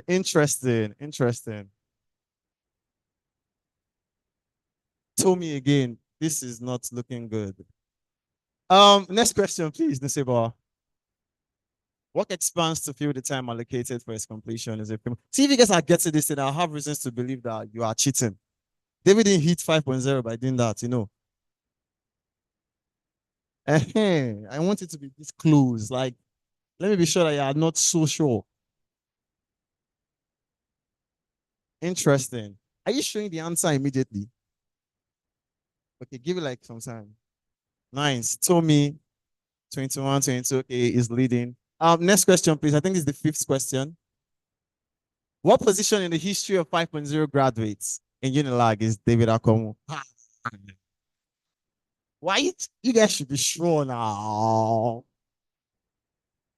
I mean, all right, interesting. He's the fourth. He's a fourth 5.0 graduate. Next question, please. Where's Tommy? Well, now, what's the full name of the author to Roadmap 5.0? David Oluwatobiloba Akanmu, David Olatomo Akanmu, David Oluwatomo Akanmu, David Oluwatominsin Akanmu. I mean, his name is David Oluwatomiwa Akanmu. Next question, please. What is the name of the initiative put together by David and his team? I mean, school is not a scam. Invest in the future. Roadmap to 5.0. Achieving the first class. I love this one. I love this because I need them to show the answer first. Because in Agotu Misam, invest in the future initiative. Now it's getting juice. Next question, please. 77% got it wrong. I love this. Next question. If you have been following David's Twitter, you would know he decided to write the book on what day. I mean, Mr. Sheriff Alaraba came here and he announced that how he inspired him. When did he actually decide to start writing the book? You can only guess. If you have not followed on Twitter and see it, you can't know. I mean, 24th of December, 2022. It's getting juice. Next question. Oh, Bernard. Interesting. Next question, please. David's official post announcing his overall best graduation feat got how many views on Twitter? Yeah, see how they don't trust the Twitter. They play. Interesting, 2.2 million. I mean, how many views do you have on your tweets? No, it takes out 2.2. Next question. Martin, you see, this thing is just moving anyhow. Which of these is one of David's most used mantra? I mean, if you actually follow, you have his number or something. There's something he's always repeating. Stacking your wins, you only live once. So many ingredients, so few pots. Sleep is for the weak. Sleep is for the weak. This guy was always posting sleep is for the weak every other day. It became my own mantra. I think that's okay. Do you have one more question? Do you have one more question? Or that's all? Oh, interesting. That's all. It was already getting interesting. Please, can you show me the leaderboard?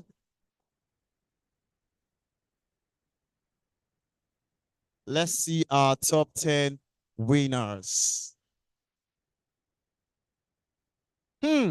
Before I go and pronounce your name, is this Andem? Interesting. Please, can you give me a round of applause, please? It's not easy now. He got 9 questions correctly, and it only took him a minute and a half. Congrats. I think your name is Mr. Savior, right? You just won yourself a book. And then we have Martins. Please, Martins, where are you? A round of applause for Martins, please. Thank you very much. Ify, where's Ify? She's at the back. Interesting. The bench warmers that are always. All right, if you're hearing your name, just come to the stage. Thank you very much. So you Just can have come a to the copy. stage. Once you hear your name, just come to the And stage. then Martins, Ify. Please, can you scroll up, please? Pelumi. Please, can you just clap? Pelumi, Jubril, Ahmed or Ahmad, Bernard, Okpe. Who's the number 9, please? Where Can is you scroll Tony? down? Please, can you guys step out, please? Can you guys step out? It's not easy. It's not easy. Okpe, Samson, and Sultan. Sultan. What do you observe?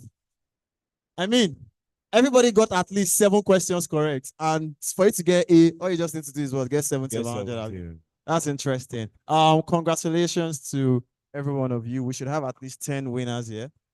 Please, let's bring David Akanmu on stage. The fact that you didn't win, please, at least just this copy for... oh, man. Clap for them, please. Thank you. Mr. David Akanmu, would you do the honors, please? Let's put our hands together for the author of this wonderful masterpiece. All right. She means one person. How many books you want to collect today? It's not yours. How did he end up in your hand? You. All right, now, nice one. One person, I think there are 9. 1, 2, 3. There are 9. 1, 2, 3, 4, 5, 6, 7, 8, 9. Maybe the person was on Zoom or what? Okay. Are they signed? No, they are not. Okay, so we'll do one after the other. Where is our Wow, they are getting signed photographer? copies. So this for the first man. For this man, yeah. Signed, and you can have that. Courtesy of our keynote speaker, Dr. Michael Taiwo.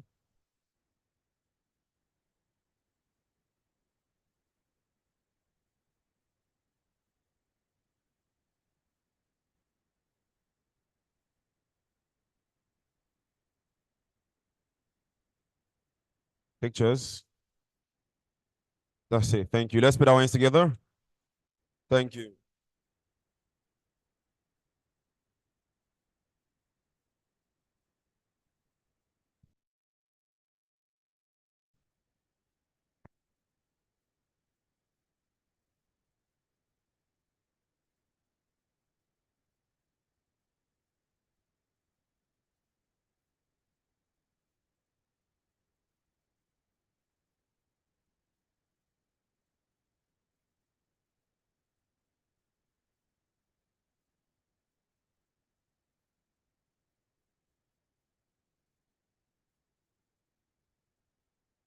Sorry, please, can we project the winners from... I think there is somebody that is supposed to be here and not here. Or can I just call, we just call their name from there? Yeah, Tim, please just call their names to be sure that they've already... We need one more person who's not supposed to be here.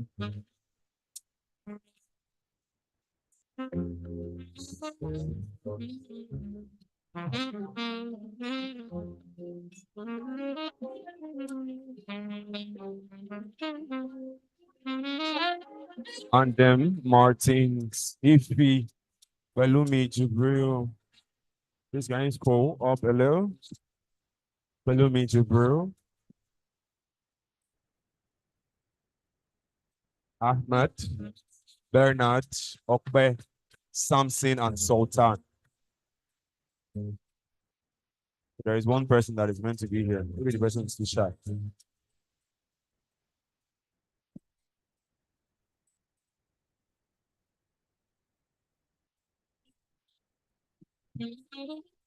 Maybe the person is online. If you're online, just signify in the chat box that you are that person, so we know how to find you and give you your copy. Right.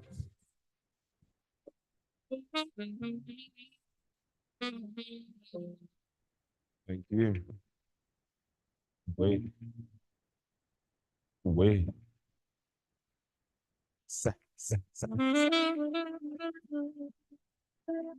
Wait.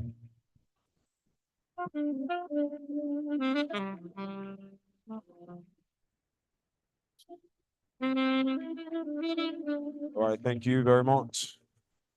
Moving on.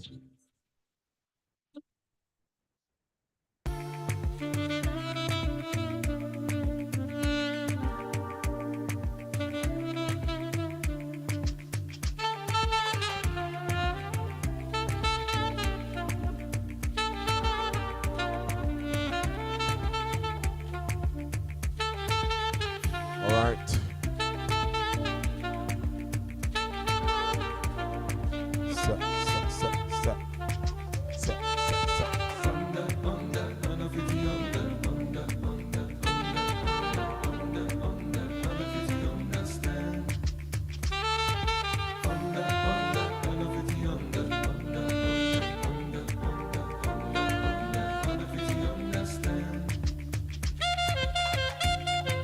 All right, ladies and gentlemen, that's the final one. Let's put our hands together for our author. Before you leave, we'd like to hear a vote of thanks because we have come to almost the end of today's session. Ladies and gentlemen, thank you very much for staying with us till this moment. And one final assignment we have is to listen and hear from the author of this amazing masterpiece, whilst it gives us a vote of thanks and also a closing remark. Ladies and gentlemen, one more time for today, let's put our hands together for David Akanmu. Let's put our hands together. I know we are tired, but let's just show some love. Show some love, show some love.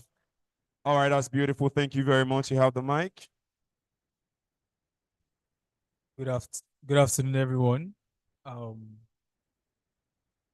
So I know that we've had a long day, but I hope that it's been a truly insightful session.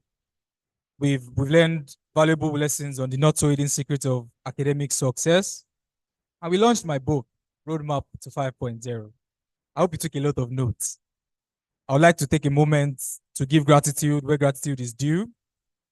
I'll start by thanking all the members of the planning committee for the Roadmap to 5.0's book launch, from the project management team to the sponsorship and partnership team, marketing and communications team, branding and design team, logistics, venue and welfare team, and finance and accounting team. Thank you so much for going over and beyond to make this event a success. It really does take a team of great people to put an event like this together. I also want to express my deepest gratitude to all the launch sponsors for their generous donations that made today possible. To the University of Lagos and all members of our administration, thank you for continually supporting me and this project, even down to the media coverage for today. To all my guests, my fellow scholars, bosses, and role models, I honestly can't express how grateful I am that you honored my request to be here today. Your presence here means so much to me, and I'm sure to the audience as well. Finally, to everyone here gracing this event with your esteemed presence, whether virtually or physically, I appreciate you. We have heard from truly inspiring scholars, some of them who walked so I might run. It's my sincere desire that by sharing knowledge through this book and this event, you will not only run, but fly. Have a wonderful weekend. Thank you very much, ladies and gentlemen. I would like to announce quickly that our food is ready. Thank you very much. Let's put our hands together for David Akanmu once more as he walks off the stage. Our fourth in the history of University of Lagos 5.0 graduates. I'd like to announce that at this point, our food are very much ready, but we would want all of you to remain seated whilst they bring the food to you. In the meantime, let's enjoy the beautiful music from DJ Focus. My name is Abdulmalik Adekunle. I use an accent for that. My name is Abdulmalik Adekunle, and they call me the only Malik, and it has been amazing, you know, doing this talking business here today. Show some love to me here. And also, thank you very much. DJ Focus, no lose focus. Carry travail. DJ Focus. All right, this is where I say goodbye. Thank you. Wait.